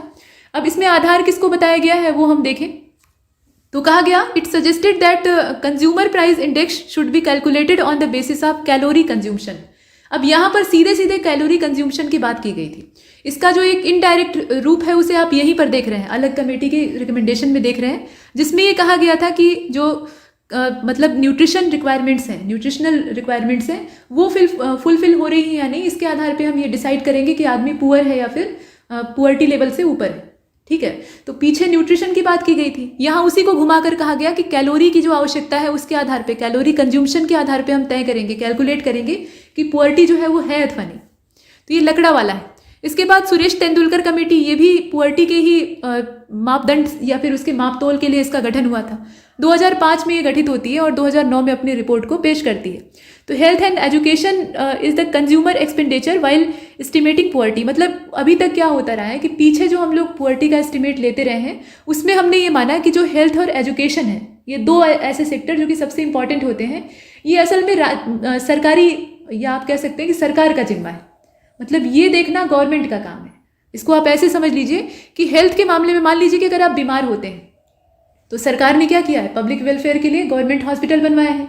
तो गवर्नमेंट हॉस्पिटल में आप जाइए, वहाँ निःशुल्क आपकी जांच होगी, निःशुल्क इलाज होगा, मतलब एक भी पैसा आपसे नहीं लिया जाएगा। डॉक्टर वहाँ पे जो सरकारी डॉक्टर हैं वो फीस आपसे नहीं लेंगे, तो आपकी पूरी जांच वहाँ पे हो सकती है, पूरा इलाज हो सकता है। तो आपको स्वास्थ्य के लिए खर्चा करने की आवश्यकता नहीं है, हर चीज़ वहाँ पे फ्री है। ठीक वैसे ही आप एजुकेशन के फील्ड में जाइए तो वहाँ भी सरकारी स्कूल हैं, मतलब प्राइमरी स्कूल हैं या फिर आपके जो ऊपर के जूनियर हाई स्कूल हैं या तमाम, तो वहाँ भी या तो बहुत मामूली फीस या फिर निःशुल्क शिक्षा की व्यवस्था है, हर एक चीज़ मिलती है, मतलब भोजन से लेकर कपड़ा लत्ता सब कुछ। तो आपको खर्चा करने की आवश्यकता नहीं है। तो इसीलिए इससे पहले के जितने भी पुअर्टी के एस्टीमेट लगाए गए थे तेंदुलकर कमेटी से पीछे वाले, उसमें इन दोनों चीज़ों को शामिल नहीं किया गया था। मतलब ये मान लिया गया कि भाई हेल्थ और एजुकेशन का जिम्मा तो गवर्नमेंट का है, तो गवर्नमेंट इस चीज़ को हैंडल कर रही है, तो इसमें तो समस्या हो ही नहीं सकती, तो इस मामले में तो कोई गरीब है ही नहीं है। लेकिन अभी यहाँ जो तेंदुलकर कमेटी है ना, इसमें ये बताया गया कि ऐसा भी हो सकता है, मतलब सरकारी नीतियाँ जो है वो अगर सही ढंग से काम न कर पाएँ, तो आप देख रहे हैं कि सरकारी स्कूलों की दशा, बहुत ज़्यादा जो सरकारी स्कूल हैं मैक्सिमम, उनकी दशा बदहाल होती है। वहाँ ना तो पढ़ाई ढंग से होती है, न बाकी चीज़ें सीधी रहती हैं। कुछ अच्छे भी काम करते हैं, ऐसा नहीं कि सब खराब है, लेकिन ज़्यादातर जो है वो बदहाल स्थिति में है। शिक्षा का स्तर वहाँ वैसा नहीं है जैसा होना चाहिए। तो मजबूरन नागरिक क्या करते हैं, जो ज़्यादा सक्षम नहीं भी है, वो अपना पेट काट कर इतना जुगाड़ कर लेते हैं कि अपने बच्चे को अंग्रेजी माध्यम स्कूल में भेज सके, ताकि वहाँ से शिक्षा उसे अच्छे से मिल सके। अगर वो शिक्षा उन्हें गवर्नमेंट स्कूल में मिलती तो वो ऐसा क्यों करते। तो इन्हें अपनी जेब से देना पड़ता है। जो पैसा सरकार को लगाना चाहिए था, जो सहयोग सरकार को देना चाहिए था, वो सरकार नहीं दे रही है या सरकार ठीक ढंग से नहीं दे पा रही है। तो उसके बाद जनता जो है वो अपनी जेब से, अपनी जो इनकम है उसमें से खर्च करके अपने बच्चे को पढ़ा रही है। एजुकेशन वाला जो बंदोबस्त है उसको कर रही है। ठीक वही चीज़ हेल्थ फैसिलिटीज़ के साथ भी है। गवर्नमेंट हॉस्पिटल में बहुत अच्छा लगता है सुन के कि भाई सारी फ्री इलाज की सुविधा वहाँ पे मौजूद है और सब कुछ मिल जाएगा, हमारा इलाज हो जाएगा, हम मरने से बच जाएंगे। लेकिन अब जब जाते हैं ना गवर्नमेंट हॉस्पिटल में, तो ज़्यादातर जो गवर्नमेंट हॉस्पिटल है वहाँ स्थिति यही है कि बाहर से जाँच करवाने के लिए लिखते हैं, बाहर से दवा लेने के लिए लिखते हैं। मतलब डॉक्टर वहाँ आपको मिल जाएगा, उसमें कोई डाउट नहीं है, लेकिन वहाँ जांच की सुविधाएं उतनी प्रॉपर नहीं होती हैं या मशीनें लंबे समय से खराब रहती हैं। ठीक है, तो इसके लिए आपको बाहर से, पैथोलॉजी की रिपोर्ट आप बाहर से ले आइए, यहाँ पे एक्सरे करवा के ले आइए, वहाँ से अल्ट्रासाउंड करवा के ले आइए, बेसिक, ठीक है, और उसके बाद डॉक्टर को दिखाइए। और जो दवा लिखी वो भी वहाँ पे उपलब्ध नहीं है तो बाहर से खरीदिए, केमिस्ट का अलग से मुनाफा होता है। तो यहाँ पर गवर्नमेंट आपको पैसा नहीं दे रही है, वो तो आप अपनी जेब से लगा रहे हैं, है ना। तो ये सारी चीज़ें जो है ये खर्चा आप अपनी ओर से कर रहे हैं। तो पहले इसको शामिल नहीं किया गया था, लेकिन अभी जो है इन दोनों चीज़ों को भी इसमें शामिल किया गया। और इसमें सजेशन क्या होता है सुरेश तेंदुलकर कमेटी का, it suggested targeted nutrition outcomes instead of calorie norms for the estimation of poverty. यहाँ पे टारगेटेड न्यूट्रिशनल जो आउटकम है उसको आधार बनाने के लिए रिकमेंड किया गया था। ठीक, तो ये हमने देखा। अब इसके बाद रंगराजन कमेटी को देख लीजिए, सी रंगराजन कमेटी, तो ये 2012 में इसका फॉर्मेशन होता है, 2014 में ये अपनी रिपोर्ट को पेश करती है। और रंगराजन कमेटी में जानने लायक बात क्या है, इसमें भी पुअर्टी का एस्टिमेट ही लगाया गया था। और इसमें ये कहा गया कि कोई भी परिवार गरीब तब माना जाएगा, पुअर्टी के लेवल में तब माना जाएगा या उससे नीचे की लाइन में तब माना जाएगा जब वो बचत नहीं कर पा रहा हो। मतलब जितना भी कमा रहा है, मान लीजिए कि 100 रुपये आप दिन भर में कमा रहे हैं या पूरे महीने भर में आप कुछ हज़ार रुपये कमा रहे हैं, और जितना कमा रहे हैं पूरा खर्च हो जा रहा है, बचत आप नहीं कर पा रहे हैं, तो आप गरीब माने जाएंगे। अगर आप बचा ले रहे हैं, आपके बैंक बैलेंस में पैसा जमा हो रहा है रेगुलरली, मतलब आप कुछ न कुछ बचत करते जा रहे हैं, तो आप गरीब नहीं हैं। अब आप सोच कर देखिए कि ये कितना अव्यवहारिक मानदंड है। मतलब कोई आदमी पैसा बचा रहा है, इसका मतलब ये थोड़े है कि वो आर्थिक रूप से बहुत संपन्न होगा। बहुत बार ऐसा होता है कि अपनी जो दैनिक आवश्यकताएं हैं या अपनी किसी बड़ी आवश्यकता को पूरा करने के लिए आदमी अपनी रोज की ज़रूरतों में से कटौती करता है। खाना ठीक से नहीं खाएगा, कपड़े कम पहनेगा, दवा लेनी भी है तो उसको इग्नोर कर देगा, नज़रअंदाज करके अपना पैसा बचाएगा और अपने बेटी की शादी के लिए, बेटे की पढ़ाई के लिए, बेटी की पढ़ाई के लिए, या अपने इलाज के लिए या किसी और के लिए खर्च करेगा उसको इकट्ठा करके। तो पैसा इकट्ठा किया है, इसका मतलब ये नहीं कि वो अमीर है। तो ये मानदंड जो है इन्हें बदलना चाहिए था। फिलहाल इन्होंने रिकमेंड किया कि भाई अगर आप पैसा नहीं बचा पा रहे हैं तभी आप गरीब माने जाएंगे। ठीक है, इसके अलावा आप देखें कि यही चीज़ यहाँ कही गई, अनेबल टू सेव। साथ में इसमें ये भी रिकमेंड किया गया, सिर्फ इतना ही नहीं था, कि जो खपत बास्केट है उसकी सिफारिश की गई। मतलब ऐसे कुछ जो न्यूट्रिशनल चीज़ें हैं, खाद्य पदार्थ हैं, उनको शामिल करना चाहिए जिसमें कि कैलोरी, प्रोटीन, वसा, मतलब कैलोरी किसको कितनी मिल रही है, कितनी आवश्यकता है और कितनी मिल पा रही है। प्रोटीन का जो दायरा है, मतलब किसको कितना प्रोटीन मिलना चाहिए, कितना उसे मिल रहा है। उसी प्रकार से फैट का जो कंज्यूमशन है उस पर ध्यान देना चाहिए। साथ में जो खाने पीने की चीज़ें नहीं है जिसमें कि आपका कपड़ा लत्ता आता है या आपकी एजुकेशन आती है, हेल्थ फैसिलिटीज़ आती हैं, या रहने का खर्चा है या आने जाने का खर्चा है, उन सब की जो पूर्तियां हैं, मतलब वो कहाँ से आता है, उन सबको भी इसमें रिकॉर्ड किया जाना चाहिए। तो ठीक है, इसका दायरा बड़ा था, मतलब इसमें जो समीक्षा का दायरा था वो बड़ा था, लेकिन ये बात इसमें गले नहीं उतरती। इसके बाद आगे चलते हैं, नरसिंघम कमेटी को देख लेते हैं, जो कि यहाँ पहली कमेटी इसकी गठित होती है 1991 में और दूसरी वाली गठित होती है 1998 में। फॉर्मेशन इसका 2 बार हुआ है, एक 1991 का है, दूसरा 98 का है। अब इसमें क्या बात है, मतलब खास बात क्या है? पहली चीज़ तो नरसिंघम कमेटी का संबंध बैंकिंग रिफॉर्म से है, मोटे तौर पे आपको यही पता होना चाहिए। अब ये जो पहली दूसरी का चक्कर है वो बताया गया कि the first committee was set up in 1991 and is referred to as Narasimham committee 1, और दूसरी वाली जो है वो 1998 की है, तो उसको 2 कहा गया है। तो सीधी बात है। आगे बढ़ते हैं, यहाँ आप देखें मैकिन्से रिपोर्ट को। तो ये वाली जो रिपोर्ट है ये क्या कहती है? इसका ये कहना था कि जितने भी तरह के बैंक हैं, जितने भी आज के समय में बैंक हैं, इसकी रिकमेंडेशन थी और ये 1995 में अपनी बात को प्रस्तुत करते हैं। तो जितने भी बड़े सेक्टर के बैंक हैं उनको एसबीआई के साथ मर्ज कर देना चाहिए। मतलब 2 ही बैंक रही जाने चाहिए, एक तो आरबीआई जो कि सबसे बड़ा है बैंकों का बैंकर, और दूसरा एसबीआई। एसबीआई में ही जितने छोटे बड़े कुचिल्ले बैंक हैं उनका विलय कर देना चाहिए। और नहीं, अगर वैसा नहीं किया जा सकता है तो एक एकीकृत संस्था हमें बनानी चाहिए। यहाँ आप देख रहे हैं, एकीकृत संस्था बनानी चाहिए और उसी के अंदर सारे जितने भी बैंक हैं, जितनी भी वित्तीय संस्थाएं हैं, उनको मर्ज कर देना चाहिए। तो ये इसकी रिकमेंडेशन थी। इसके बाद तारापोरे कमेटी को आप ठीक नीचे देख रहे हैं। तारापोरे कमेटी 1997 की है, कैपिटल अकाउंट कन्वर्टिबिलिटी से इसका संबंध था, तो इसे आपने देखा। भगवती कमेटी को देखिएगा, भगवती कमेटी ठीक यहाँ पे तारापोरे के जस्ट नीचे 1973 की है। इसमें सिर्फ समय आपको देखते चलना है, उद्देश्य देखते चलना है। अनएम्प्लॉयमेंट और पब्लिक वेलफेयर से ये जुड़ी हुई है। अब अनएम्प्लॉयमेंट पे बहुत सारी कमेटी बनी है लेकिन कोई भी सही आंकड़ा नहीं निकाल पाया। इसके बाद आपकी धारिया कमेटी है। अब धारिया कमेटी जो है ये नवंबर 1994 में अपॉइंट होती है, मतलब फॉर्मेशन होता है। दिसंबर 1995 में अपनी रिपोर्ट सबमिट करती है। पब्लिक डिस्ट्रीब्यूशन सिस्टम से इसका संबंध था। अब पब्लिक डिस्ट्रीब्यूशन सिस्टम यानी जो सार्वजनिक वितरण प्रणाली हमारी है उसमें तमाम तरह की इरेगुलरिटीज़ है। मतलब कोटे की दुकानें होती हैं जहाँ से कि राशन का या जितनी भी आवश्यकता की चीज़ें हैं उनका वितरण सरकार करवाती है। अभी कोविड के दौर से फिर निःशुल्क जो वितरण है वो चालू है अभी तक। तो एक मामूली पैसा लेकर या फिर निःशुल्क जो है वो जनता को बहुत कुछ दिया जाता है जो कि गरीबी रेखा से नीचे वाले हैं। लेकिन अब यहाँ पे फर्जी का बीपीएल कार्ड बनवा के, अंत्योदय बनवा के, तमाम चीज़ें बनवा के जो सक्षम लोग हैं, जिनके पास पैसा है, वो खरीद कर खा सकते हैं या चीज़ें अर्जित कर सकते हैं, वो इसका लाभ लेते हैं। और कोटेदार जो होते हैं वो भी कम नहीं होते हैं। वो इसमें से आधा गल्ला जो है उसको हड़प के ब्लैक मार्केटिंग करते हैं, बेचते हैं और उसके बाद उससे मुनाफा कमाते हैं। अभी गेहूं की किल्लत वैसे ही देश में है और आप कोटे की दुकानों पे देखेंगे तो गेहूं ऐसा गायब है जैसे गधे के सिर से सींग। मतलब ये हुआ ना कि है स्टॉक में लेकिन वो देना नहीं चाहते। तो ये सारी जो विसंगतियां हैं वो समस्या पैदा करती हैं। तो ये हमेशा ही भ्रष्ट रहा है। फिलहाल पब्लिक डिस्ट्रीब्यूशन सिस्टम को हमने देखा, उसमें रिफॉर्म के लिए इस कमेटी को बनाया गया था कि रिफॉर्म करने के लिए हमें क्या करना चाहिए। इसके बाद एसी शाह कमेटी को देखें, और अमल किया गया होता है ना इस कमेटी की रिकमेंडेशन पे तो अब तक सुधर गया होता है, लेकिन ऐसा हुआ नहीं। तो एसी शाह कमेटी जो है ये 1992 की है और इसका संबंध किससे है? Reform in non banking financial company. मतलब ऐसा नहीं है कि सिर्फ जो बैंकिंग से जुड़ी हुई कंपनियां होती हैं या बैंक होते हैं असल में सिर्फ वही फाइनेंस का काम देखते हैं, और भी बहुत सारी फाइनेंशियल कंपनी या जो फाइनेंशियल इंस्टीट्यूशंस है वो हो सकते हैं। तो जितने भी गैर बैंकिंग फाइनेंशियल कंपनी है उन पर निगरानी रखना और उनके संबंध में जो रिफॉर्म हो सकता है उसका सुझाव देना। तो यहाँ आपने शाह कमेटी को देखा। इसके बाद अजीत कुमार कमेटी 2012 की है, इसे साफ कर लीजिए। अब देखिए, हाँ, तो इसमें 2012 की कमेटी है आर्मी पे स्केल के बारे में चर्चा करना और इसमें क्या सुधार हो सकता है, सेना का जो वेतनमान है उस पर बहस करने के लिए इसको गठित किया गया था। इसके बाद बिमल जालान कमेटी, ठीक, नवंबर 2018 की है। अब इसका संबंध था कैपिटल मार्केट इंफ्रास्ट्रक्चर इंस्टीट्यूशन जो MII होते हैं उससे। मतलब ये रिपोर्ट जो है ये पूरी तरह से उसी पर वर्क कर रही थी। इसके बाद राधा कृष्णन कमेटी जो है ये 1948 की है और इसी के रिकमेंडेशन के आधार पर यूनिवर्सिटी ग्रांट कमीशन जो है वो बनता है, यानी UGC का निर्माण होता है। इसके बाद के संथानम कमेटी 1962 की है, CBI का फॉर्मेशन होता है इसके माध्यम से। और शिवरमन कमेटी जो है इसके माध्यम से इस्टेब्लिशमेंट ऑफ नाबार्ड 1979, समय आपने देखा। इसके बाद स्वामीनाथन, ये सभी बहुत महत्वपूर्ण है, ध्यान से देखिएगा। स्वामीनाथन कमीशन, ठीक है, स्वामीनाथन कमीशन 2004 का है, ज़्यादा पुराना नहीं है, बहुत नया भी नहीं है। To find the problems face by farmers.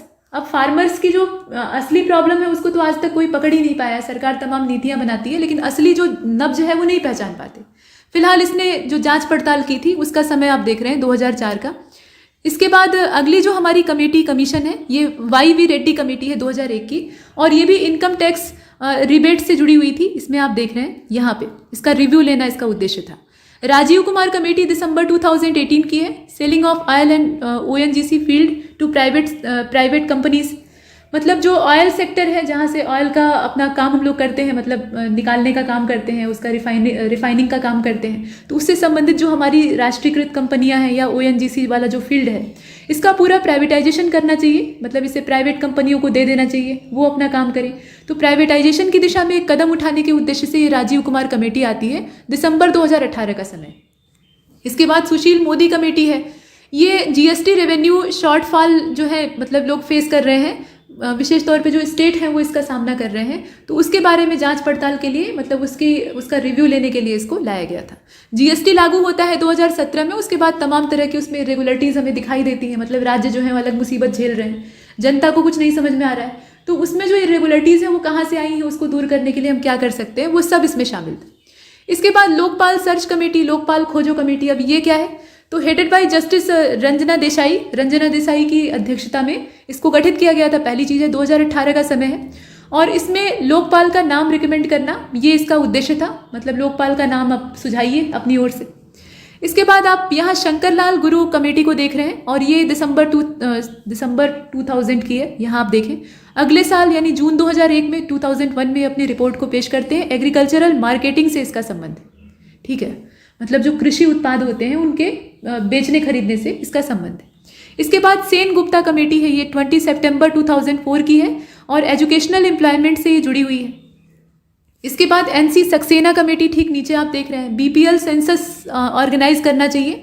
समय है अगस्त 2008 का। अगस्त 2009 में यानी ठीक एक साल बाद ये अपनी रिपोर्ट को पेश करते हैं। BPL census in rural areas, not poverty estimation, based on Saxena Committee recommendation in 2011, the Ministry of Rural Development launched BPL census alongside the socio-economic and caste. अब यहाँ पर जो BPL census है उसको ऑर्गेनाइज करना चाहिए, यही इसकी रिकमेंडेशन थी। अब BPL census को ऑर्गेनाइज करने के लिए होगा क्या, तो जो BPL कार्ड बने हुए हैं, जो BPL कार्ड धारक हैं, उसको इसमें इस दायरे में लाया जाएगा। तो यहाँ पहले यही सोचने की आवश्यकता है कि जो हमारा पब्लिक डिस्ट्रीब्यूशन सिस्टम है, सार्वजनिक वितरण प्रणाली है, उसमें जो BPL कार्ड बने हैं या जो अंत्योदय कार्ड बने हैं वो कितने वैलिड हैं, कितने उसमें वाजिब खातेदार हैं या उसके कार्ड धारक हैं, और कितने जो है वो फर्जी हैं जो कि उसके हकदार नहीं है। पहले तो ये छटाई करने की आवश्यकता होगी। उसके बाद तब कहीं जाकर जब आप सेंसस बनाएंगे तो उससे जो आप उद्देश्य पूरा करना चाहते हैं, वेलफेयर का उद्देश्य पूरा करना चाहते हैं, वो कंप्लीट होगा। तो ये काम पहले किया नहीं, पहले BPL की जो सेंसस है वही स्टार्ट कर दी, तो ये रिकमेंडेशन इसकी थी फिलहाल। अब इसके बाद हाशिम कमेटी को आप देख रहे हैं, ये दिसंबर 2012 का समय आप याद रखिएगा। इसका संबंध किससे है, तो to recommend the detail methodology for identification of families living below poverty line in urban areas. Urban area में जो फैमिली पॉवर्टी लाइन से नीचे अपना जीवन यापन कर रही हैं, तो BPL सेंसस वाला जो प्रावधान है उसको अर्बन एरिया में कायदे से किया जाना चाहिए, ये इसकी रिकमेंडेशन थी। इसके बाद करवे कमेटी को आप देख रहे हैं, ये 1955 की है, और इसका काम क्या था, तो इसमें ये कहा गया करवे committee was constituted for aiming the growth and development of small scale industries. जो स्मॉल स्केल इंडस्ट्रीज़ हैं वो अपने देश की इकोनॉमी में बहुत अच्छा खासा मेजर रोल प्ले कर सकती हैं। मतलब ये हैं तो स्मॉल, लेकिन ऐसे बहुत सारे उद्योग हो सकते हैं। ये लघु उपक्रम जो होते हैं ना, इसमें ज़्यादा पूंजी की आवश्यकता नहीं होती है, आम आदमी भी इसको हैंडल कर सकता है। और आम जनता के हाथ में जब अपना उद्यम होगा, अपनी इंडस्ट्री होगी, अपना रोजगार होगा, तो वो ज़्यादा सक्षम होंगे, तो देश की इकोनॉमी पे कम बोझ पड़ेगा और आसानी से हम ग्रोथ कर पाएंगे। तो इसलिए इसको मजबूत करने के लिए, इसमें ग्रोथ और डेवलपमेंट के लिए हम क्या कर सकते हैं, उसकी रिकमेंडेशन देने के लिए करवे कमेटी को अपॉइंट किया गया था। यहाँ वही चीज़ कही गई कि this committee focused on promotion of, यहाँ आप देखें, promotion and the growth and development of small scale industry to promote rural development. जो रूरल डेवलपमेंट है उसको हम इससे बढ़ावा दे सकते हैं, मतलब ग्रामीण क्षेत्र का विकास कर सकते हैं। तो करवे कमेटी का समय भी आपको याद रखना है। कुछ और कमेटीज़ हैं उनको भी देख लेते हैं। तो कमेटी का नाम दिया है, रिलेटेड फील्ड दिया हुआ है। पहले तो सी राव कमेटी है, एग्रीकल्चरल पॉलिसी से इसका संबंध है। इसमें डेट आपको नहीं देखनी है, सिर्फ आपको रिलेटेड फील्ड देखना है, क्योंकि इसमें इस तरह की जो कमेटियां हैं इसमें ज़्यादातर ये पूछा जाता है कि इसका संबंध किससे। इसके बाद जीवी रामकृष्णन कमेटी को आप देखें तो ये डिसइन्वेस्टमेंट से जुड़ा हुआ है, इसका संबंध जो है वो डिसइन्वेस्टमेंट से। इसके बाद रघुनाथ अनंत माशेलकर पैनल, ये पैनल है मतलब कमेटी ही समझिए आप।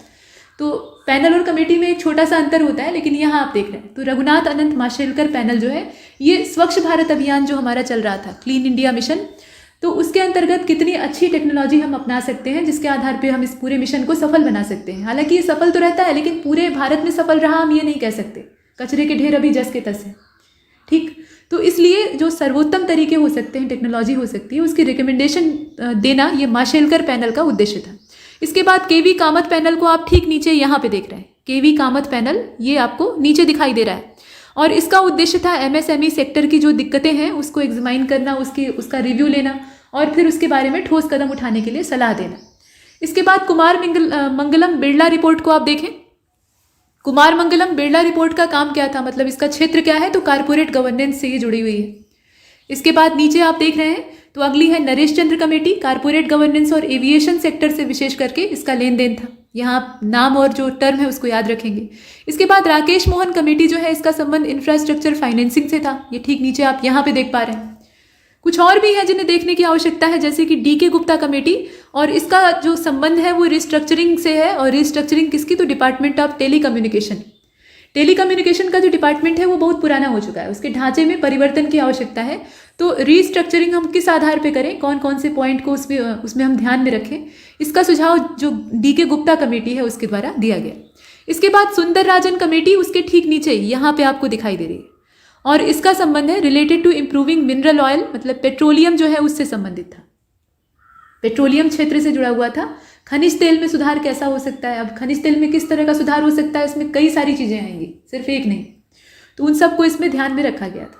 इसके बाद पीसी अलेक्जेंडर कमेटी को आप जस्ट नीचे देख रहे हैं, और इसका काम क्या था, जो इम्पोर्ट एक्सपोर्ट पॉलिसी है उसमें उदारीकरण को बढ़ावा देना, मतलब उसको लिबरल बनाना विशेष तौर पे, ताकि आयात निर्यात की जो नीतियां हैं वो ढीली पड़ेंगी, तो उससे इन्वेस्टमेंट जो है बाहर से होने वाला इन्वेस्टमेंट वो बढ़ेगा। इसके बाद तिवारी कमेटी है, तो ये सिख इंडस्ट्रियल जो अंडरटेकिंग्स हैं उससे जुड़ी हुई थी। इसके नीचे आप बीएन युगंधर कमेटी को देख रहे हैं, तो युगंधर कमेटी का संबंध नेशनल सोशल असिस्टेंस स्कीम से था। इसके नीचे नमजुद्दप्पा कमेटी जो है इसको आप देखें, तो ये वाली जो है ये असल में रेलवे फेयर से जुड़ी हुई थी। कहने का मतलब ये है कि इसमें पूरा जो रेलवे का भाड़ा हम लोग देते हैं, जितना भी इसका किराया देते हैं, तो उसके संबंध में क्या सुधार हो सकता है। क्योंकि भारतीय रेलवे जब तक सरकारी अधिग्रहण में था, मतलब सरकारी क्षेत्र में था असल में, तो अभी इसका प्राइवेटाइजेशन जो है उसको स्टार्ट कर दिया गया। तो जब ये सरकारी पूरे अधिकार में था आप कह सकते हैं, तो उस समय ये घाटे में जा रहा था। तो रेल भाड़े में हम क्या सुधार कर सकते हैं, इसके स्ट्रक्चर में हम क्या बदलाव कर सकते हैं, उसका सुझाव देना ये आपका उद्देश्य था। इसके बाद भंडारी कमेटी को देखते हैं, तो भंडारी कमेटी जो है वो यहाँ पे है। इसका उद्देश्य क्या है, यहाँ आप देखें, रिस्ट्रक्चरिंग रीजनल रूरल बैंक्स, जो आरआरबी है, रीजनल रूरल बैंक है, उनको फिर एक बार उनका जो स्ट्रक्चर है उसको दोबारा तैयार करना, ये इसका उद्देश्य है।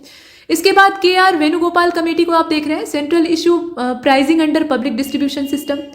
जो पब्लिक डिस्ट्रीब्यूशन सिस्टम है उसके अंदर जितने भी सेंट्रल इश्यूज हैं, मतलब जितने भी केंद्रीय मुद्दे हो सकते हैं जिन्हें कि सुधारा जा सकता है, मतलब उसे दूर करके, मुद्दे का मतलब यहाँ पे समस्याओं से है, तो उन समस्याओं को दूर करके हम जो पब्लिक डिस्ट्रीब्यूशन सिस्टम है उसे पारदर्शी बना सकते हैं, इसके पीछे इसका काम था। इसके बाद एमजी जोशी कमेटी को आप देख रहे हैं, तो guidelines for private sector entry in telecom, जो प्राइवेट सेक्टर है उसकी घुसपैठ टेलीकॉम सेक्टर में बढ़ती जा रही है। बढ़ती क्या जा रही है, अब तो उसी का बोलबाला है, जैसे आप जियो को देखिए, है ना, इस तरह के और भी जो प्राइवेट टेलीकॉम कंपनियां हैं वो पूरी तरह से हावी हो गई हैं, और जो गवर्नमेंट के उद्यम थे वो पीछे हटते जा रहे हैं, जैसे बीएसएनएल।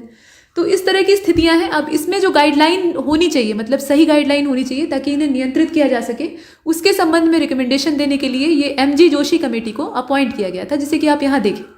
इसके बाद नीरज गुप्ता कमेटी को देख रहे हैं आप, और नीरज गुप्ता कमेटी का संबंध है कैशलेस ट्रांजेक्शन से, मतलब कैशलेस ट्रांजेक्शन को प्रमोट करना, ये इसका उद्देश्य था। इसके ठीक नीचे ज्ञान प्रकाश कमेटी है, ठीक है, और ये शुगर स्कैम से जुड़ी हुई है।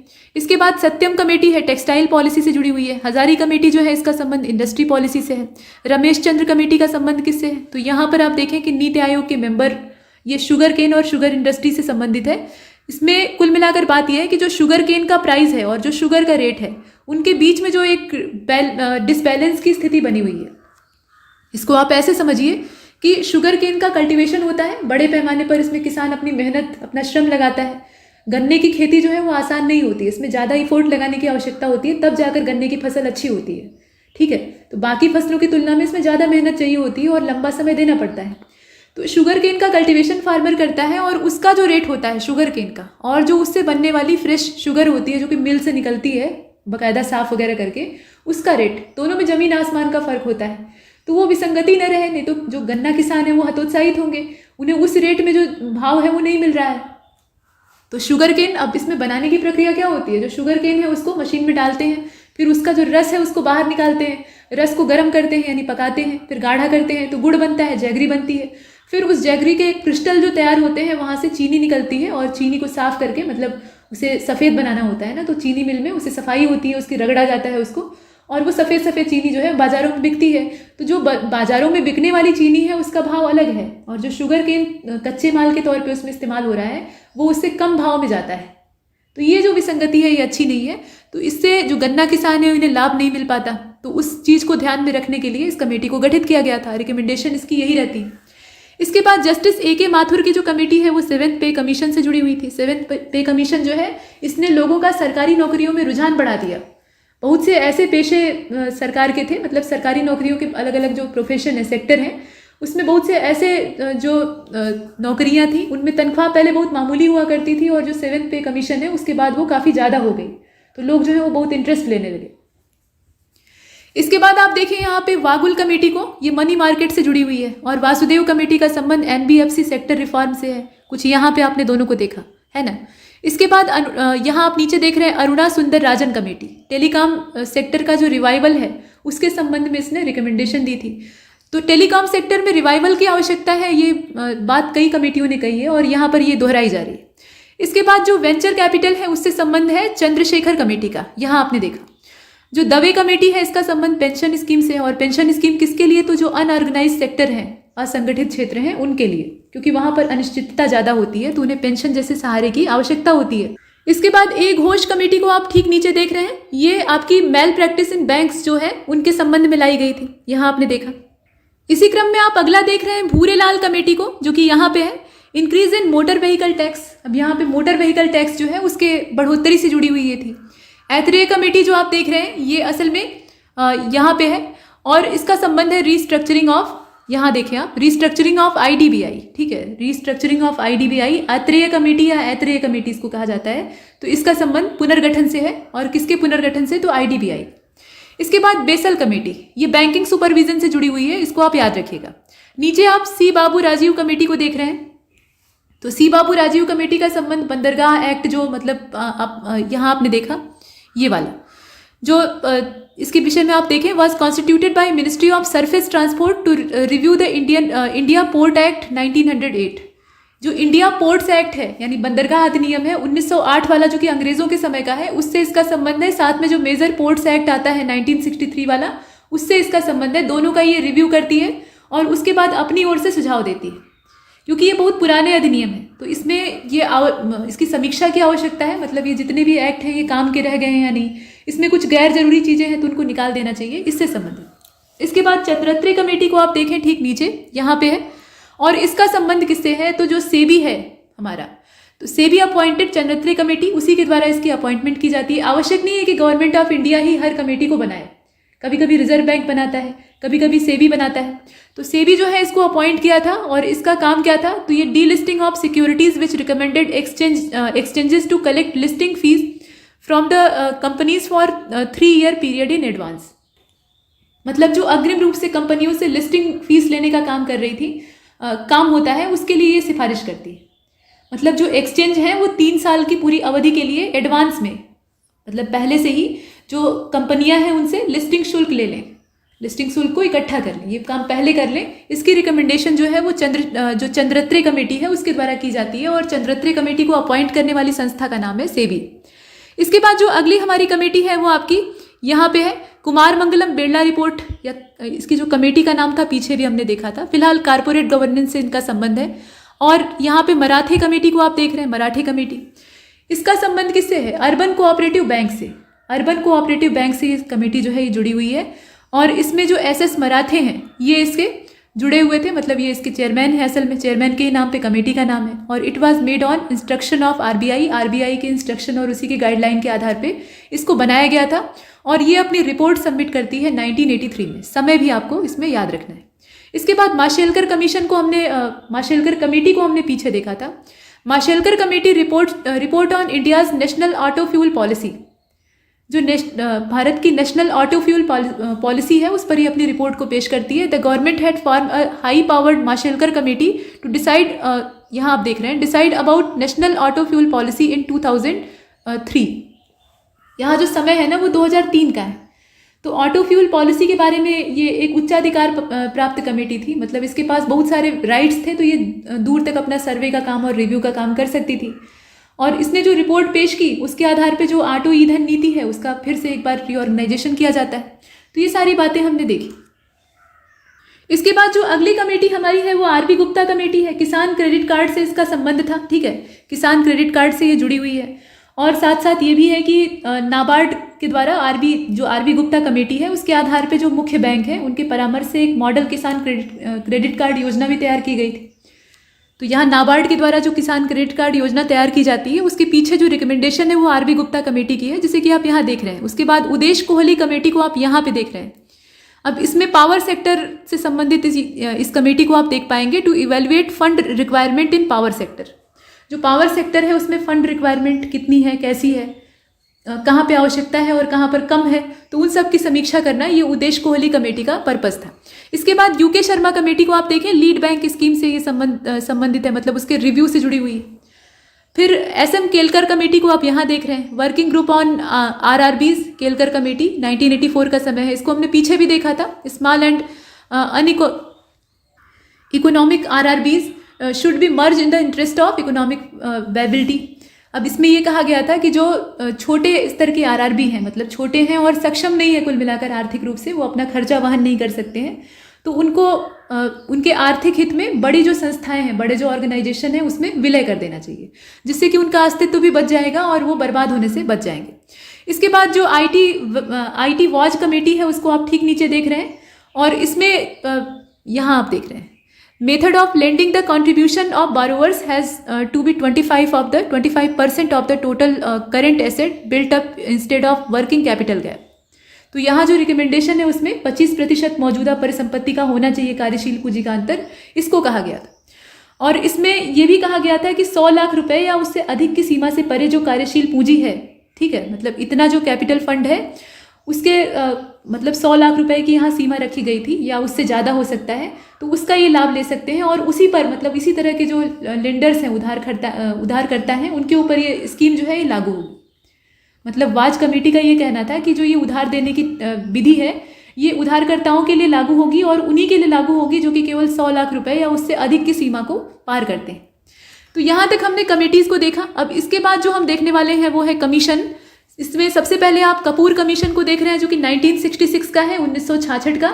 और ये मोहनदास करमचंद गांधी की हत्या की साजिश में जो भारत का मैसूर है उसकी जांच का एक आयोग था, ये हमने देखा। मतलब इसमें जो पूरा मर्डर कंस्पिरेसी थी, षड्यंत्र जो था, उसमें मारने वाले आदमी को तो हमने साफ साफ देखा, लेकिन पीछे किन किन लोगों का हाथ था ये जानने की कोशिश, तो उसकी जांच पड़ताल के लिए इसको गठित किया गया था। समय है 1966 का।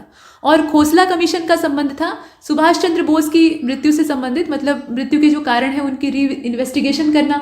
नेताजी की मृत्यु जो है वो संदिग्ध परिस्थिति में होती है, मतलब ज़्यादातर लोग यही सुनते हैं कि विमान दुर्घटना में, चूंकि विमान में आग लग जाती है और झुलस कर उनकी मृत्यु होती है, लेकिन कुछ लोगों का ये भी मानना है कि वो जीवित थे, उसके बाद भी वो मरे नहीं थे उस दुर्घटना में, सिर्फ अफवाह फैलाई गई थी। तो इस तरह की तमाम बातें हैं। तो उसकी जांच पड़ताल के लिए खोसला कमीशन का गठन होता है। इसके बाद मंडल कमीशन को आप देख रहे हैं। तो मंडल कमीशन का जो समय है वो 1979 का है और 1979 में इसको कॉन्स्टिट्यूट किया गया था। आइडेंटिफिकेशन ऑफ सोशली और एजुकेशनली बैकवर्ड क्लासेस, मतलब जो सोशली और एजुकेशनली बैकवर्ड क्लासेस हैं उनको आइडेंटिफाई करने के उद्देश्य से इसे बनाया गया था। और इसके जो अध्यक्ष हैं वो बीपी मंडल थे। तो बीपी मंडल की अध्यक्षता में ये बनी थी। The Mandal commission was establish in India on 1 January 1979 by Janata Party government under prime minister Morarji Desai. ये भी थोड़ा सा यहाँ इंपॉर्टेंट फैक्ट है जो कि आपको जीएस में काम देगा। मोरारजी देसाई की वो गवर्नमेंट थी, जनता पार्टी की सरकार थी, रोलिंग प्लान चल रहे थे उस समय। तो ये मंडल कमीशन उसी समय का है। इसके बाद मुखर्जी कमीशन, जनता पार्टी की सरकार बहुत ज़्यादा समय तक चल नहीं पाती, तो मुखर्जी कमीशन जो है ये 1959 का है और इसका काम है reinvestigate the death of Subhash Chandra Bose. यहाँ फिर से नेताजी सुभाष चंद्र बोस की मृत्यु के कारणों की दोबारा जांच करना। 1959 का समय है। ये समय आप देख रहे हैं ना, ये समय बहुत ज़्यादा लेटेस्ट नहीं है और नेताजी की मृत्यु जो है वो इससे कुछ ही समय पीछे हुई है। मतलब द्वितीय विश्व युद्ध का दौर था, जर्मनी और जापान जो है वो नेताजी को सपोर्ट कर रहे थे। जब द्वितीय विश्व युद्ध में पराजय का मुंह देखना पड़ता है जो धुरी राष्ट्र हैं उन्हें, यानी जर्मनी और जापान को, तो उस समय स्थितियां बिगड़ती हैं। अब इसके बाद यहाँ पे आप नरेंद्रन कमीशन को देख रहे हैं। नरेंद्रन कमीशन जो है ये 2000 का है और इसका काम क्या है, तो ये एक तरह का इंक्वायरी कमीशन था। इसको अपॉइंट किया गया था गवर्नमेंट ऑफ केरला के द्वारा। केरल की जो राज्य सरकार है उसने इसे अपॉइंट किया था और in February 2000 to study and report on adequacy और otherwise of representation of backward classes in state public services. जो स्टेट पब्लिक सर्विसेज हैं वहाँ बैकवर्ड क्लासेस के रिप्रेजेंटेशन से इसका रिलेशन था, उसी के संबंध में रिव्यू इत्यादि करना, ये इसका पर्पस था। इसे गठित किया गया था केरल की गवर्नमेंट के द्वारा। इसके बाद जो अगला वाला हम देखने वाले हैं वो है national commission to review the working of constitution. तो इसका काम क्या है, to suggest changes in electoral laws. जो इलेक्टोरल लॉज हैं उनमें क्या चेंजेस लाने चाहिए, मतलब किस तरह के चेंज अच्छे रहेंगे, उसका सजेशन देना, और ये सन 2000 का है। इसके बाद commission for religious and linguistic minorities, इसमें रंगनाथ मिश्रा कमीशन भी इसको कहा जाता है, लेकिन इसका उद्देश्य आपने देखकर समझ लिया। रिलीजियस और लिंग्विस्टिक जो माइनॉरिटीज़ हैं उससे इसका रिलेशन है। 2004 का ये कमीशन है। अब इसमें इसके स्थापना का जो सही उद्देश्य है वो बताया गया है। The government has constituted the national commission for religious and linguistic minorities to conduct a detail inquiry to determine the basis of, यहाँ आप देखें, basis of identification of social economically, माफ कीजिएगा, socio economically backward classes of religious and linguistic minorities. यहाँ पे दोनों को आधार बनाया गया था, मतलब जो रिलीजियस माइनॉरिटी है उनको भी और जो लिंग्विस्टिक माइनॉरिटी है भाषाई आधार पे उनको भी इसमें आधार बनाया गया था। इसके बाद इसमें देखें to suggest measure for their welfare. अब इन दोनों का वेलफेयर करना है, मतलब जो लिंग्विस्टिक आधार पे माइनॉरिटी घोषित किए गए हैं या आपके रिलीजियस बेसिस पे माइनॉरिटी घोषित किए गए हैं, तो दोनों का वेलफेयर करने के लिए क्या कदम उठाए जाने चाहिए। पहले तो उनको आइडेंटिफाई करना, उसके बाद उनके वेलफेयर का काम करना, ये इसका उद्देश्य था। तो ये हमने देखा। इसके बाद यूसी बनर्जी कमीशन को आप देख रहे हैं। गोधरा इंसिडेंट जो था उसकी इंक्वायरी के लिए इसको बनाया गया था। कम्युनल राइट उस समय फैल गए थे। ये समय 2002 का है, तो 2002 की बात। इसके बाद ठक्कर कमीशन को आप देखें, इंदिरा गांधी की जो हत्या हुई थी तो उससे संबंधित 1984 का ये टाइम। इसके बाद आप फूकन कमीशन को देख रहे हैं, 2003 का है, यहाँ पे देख रहे हैं आप, ठीक है। इसका उद्देश्य क्या है, तो तहलका टेप कंट्रोवर्सी जो हुई थी, अच्छा खासा तहलका वाला मामला था, तहलका फैलाए हुए, तो उसी से संबंधित जांच के लिए इसको लगाया गया था। मतलब उसी की इंक्वायरी के उद्देश्य से फूकन कमीशन को बैठाया गया था। इसके बाद उपेंद्र कमीशन को आपने देखा, यहाँ पे है 2004 का ये समय है। मनोरमा देवी जो है ये इनके साथ रेप होता है, उसके बाद इनका मर्डर कर दिया जाता है, तो उसके संबंध में जांच के लिए इसको लगाया गया था। शाह कमीशन को आप देखें, 1977 का समय है। और शाह कमीशन का उद्देश्य क्या था, तो इसका उद्देश्य था जो भी नेशनल इमरजेंसी डिक्लेयर की गई थी 1975 से लेकर 77 तक, तो उस समय जितनी भी गवर्नमेंट के द्वारा जाति की जाती है लोगों के ऊपर, मतलब ऐसा कहा जाता है, तो जातियाँ हुई थी या नहीं, मतलब सही में लोगों के अधिकारों का हनन हुआ था या नहीं, उसकी जांच के लिए इसको बैठाया जाता है। और इसमें भारत के जो रिटायर्ड न्यायाधीश हैं, न्यायमूर्ति जेसी शाह, वो इसके चेयरमैन बनते हैं, वही जांच की दिशा में काम करते हैं। आगे बढ़ते हैं। अब यहाँ पर कुछ कॉन्स्टिट्यूशनल और जो सिचुएटरी बॉडीज़ हैं उनके बारे में देखेंगे। कई सारे हैं इसमें। National commission for backward classes, सबसे पहले एनसीबीसी को देख लीजिए। इस्टेब्लिशमेंट इसकी कब होती है, अगस्त 1993 में होती है।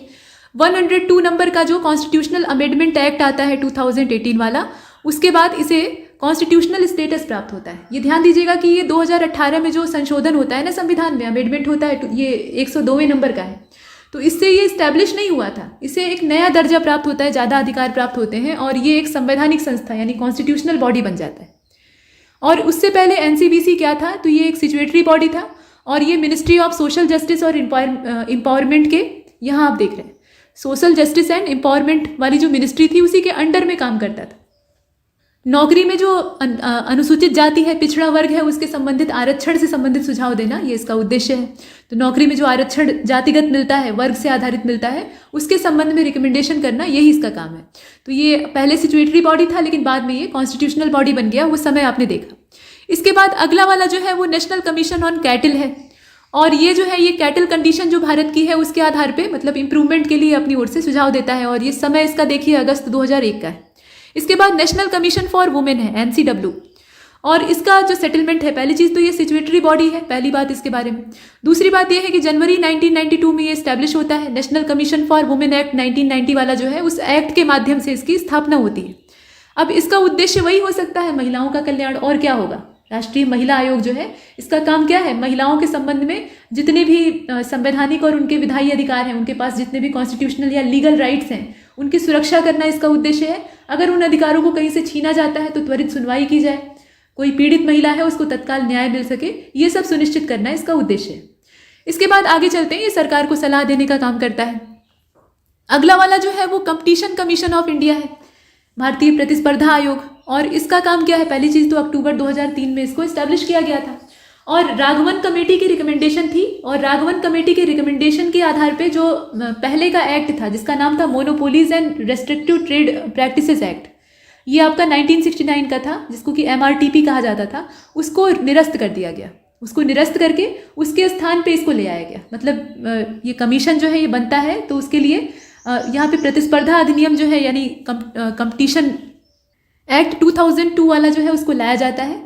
इसमें आप ध्यान दीजिएगा कि किसको रिप्लेस करके ले आया गया है, तो MRTP एक्ट जो है वो पुराना वाला है, उसको रिप्लेस करके उसके स्थान पे कंपटीशन एक्ट 2002 को लाया गया, और उसी के रिकमेंडेशन के आधार पे, उसी के आधार पे जो है ये कंपटीशन कमीशन जो है इसको अपॉइंट किया जाता है 2003 का समय। ये पूरी बात है। इसके बाद टेलीकॉम कमीशन को आप नीचे देख रहे हैं, तो दूरसंचार आयोग या टेलीकॉम कमीशन इस्टेब्लिशमेंट इसकी 1989 अप्रैल में होती है, समय आप ध्यान दीजिएगा। और इसमें वही बात है, टेलीकॉम सेक्टर से जुड़ी हुई जितनी भी चीज़ें हो सकती हैं, जितनी भी समस्याएं हो सकती हैं, उसको सुलझाना, और साथ में जो सरकार का अपना लक्ष्य था 22 अक्टूबर 2018 वाला, मतलब डिजिटल संचार आयोग के रूप में फिर से इसको नॉमिनेट किया गया, तो वो एक चीज़ है। इसका बाद में जो नामकरण होता है ना, डिजिटल कम्युनिकेशन कमीशन के नाम से होता है, तो वो एक नया मामला है, 2018 से ये चला आ रहा है, तो इसको भी आप ध्यान रखिएगा। इसके बाद जो अगला वाला है वो नेशनल स्टैटिस्टिकल कमीशन है, NCS इसको कहा जाता है, और इसमें ये कहा गया कि to reduce the problem face by statistical agency about the collection of data collect करना एक बहुत टेढ़ी खीर होता है, तो उसके संबंध में जो प्रॉब्लम आ रही है उसको रिड्यूस करना इसका पर्पज़ है। जून 2005 में इसको इस्टेब्लिश किया गया था। और रंगराजन आयोग की जो पीछे आपने देखा था रंगराजन कमीशन को, तो उसकी सिफारिश के आधार पर इसका गठन किया गया था, और ये एक ऑटोनोमस निकाय है। इसके बाद इलेक्शन कमीशन ऑफ इंडिया, जिस पर कि आजकल बहुत ज़्यादा अंगुलियां उठ रही हैं, इसके बारे में देख लेते हैं। जनवरी 1950 का ये है। खास बात इसमें जाननी होगी क्या है, तो ये जो है भारत का इलेक्शन कमीशन, ये भारत सरकार के कानून और न्याय मंत्रालय यानी जो ministry of law and justice है गवर्नमेंट ऑफ इंडिया का, उसी की ऑनरशिप में काम करता है। इसमें जो मंत्रालय इसके सिर पर है ना, उसका नाम आपको पता होना चाहिए, लॉ एंड जस्टिस वाला, ठीक। और it was establish by the constitution of India to conduct and regulate the election in the country, ठीक है। मतलब जितने भी तरह के इलेक्शन, सभी नहीं, इसमें आपको ये पता होना चाहिए कि कौन सा जो इलेक्शन कमीशन है इलेक्शन को ऑर्गेनाइज करवाता है, और कौन से जो इलेक्शन है वो इसके द्वारा ऑर्गेनाइज नहीं किए जाते। फिलहाल ये रेगुलेट करने के लिए और कंडक्ट करने के लिए इलेक्शन को काम करता है, और समय इसका 1950 है। इसके बाद लॉ कमीशन ऑफ इंडिया को आप देख रहे हैं, reform the law of promoting justice in society, यहाँ आपने देखा ये 1834 का है, बहुत पुराना है।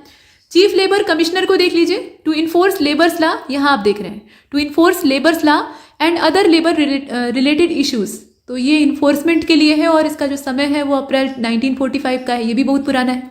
फाइनेंस कमीशन को तो आप जानते ही हैं, इसका जो इस्टेब्लिशमेंट का समय है वो 1951 नवंबर है, और इसका काम है फाइनेंशियल रिलेशन जो सेंटर और स्टेट के बीच में है उसकी डिफिनीशन तैयार करना, मतलब उसे डिफाइन करना कि वो किस तरीके के संबंध है, जो वित्तीय लेन देन है, मतलब जितनी भी पॉलिसीज तैयार होती है, प्रोग्राम तैयार होते हैं, उसमें सेंटर का कितना रोल है, स्टेट का कितना रोल है, कैसे इसका डिस्ट्रीब्यूशन होता है, वो सब क्लियर करना, ये इसका पर्पस है।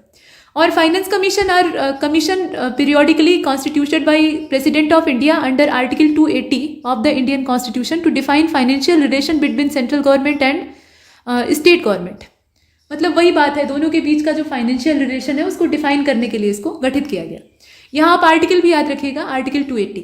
इसके बाद नेशनल फॉरेस्ट कमीशन को आप देख रहे हैं। The commission was set up in 2003 to review and assess India's policy and law and their effect on India's forest.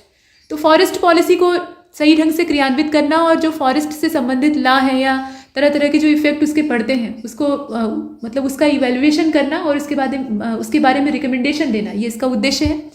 इसके बाद नेशनल वाटर कमीशन, माफ कीजिएगा सेंट्रल वाटर कमीशन CWC जो है उसको आप देख रहे हैं। ये 1945 का है, काफ़ी पुराना है। और इसमें जानने योग्य बात क्या है, to manage scheme for control conservation and utilisation of water resources throughout the country. ये इसका काम है, वाटर रिसोर्सेज जो है उनका पूरी तरह से कंजर्वेशन किया जाए, जो है उनको यूटिलाइज किया जाए, उन पर नियंत्रण रखा जाए, मनमाना इस्तेमाल ना हो, ये सब काम ये देखता है। इसके बाद commission for additional sources of energy, क्योंकि हमारे पास जो ट्रेडिशनल एनर्जी के सोर्सेज हैं वो लिमिटेड है, कभी ख़त्म हो जाएंगी, हमें पता है। तो जो रिन्यूएबल एनर्जी के सोर्स हैं, जो अक्षय ऊर्जा के स्रोत कहे जाते हैं, उनका सहारा हमें लेना चाहिए। तो उसके लिए फिर क्या कदम उठाने चाहिए, उसके संबंध में ये कमीशन है। इसमें यही कहा गया to formulate and implement policies and programmes for development of new and renewable energy and also conduct research and development in this area. क्योंकि रिसर्च और डेवलपमेंट से ही हमें चीज़ों का पता लगता है या हम चीज़ों को उपयोग करने में सक्षम हो पाते हैं। तो वो तो होगा ही 1981 का ये समय।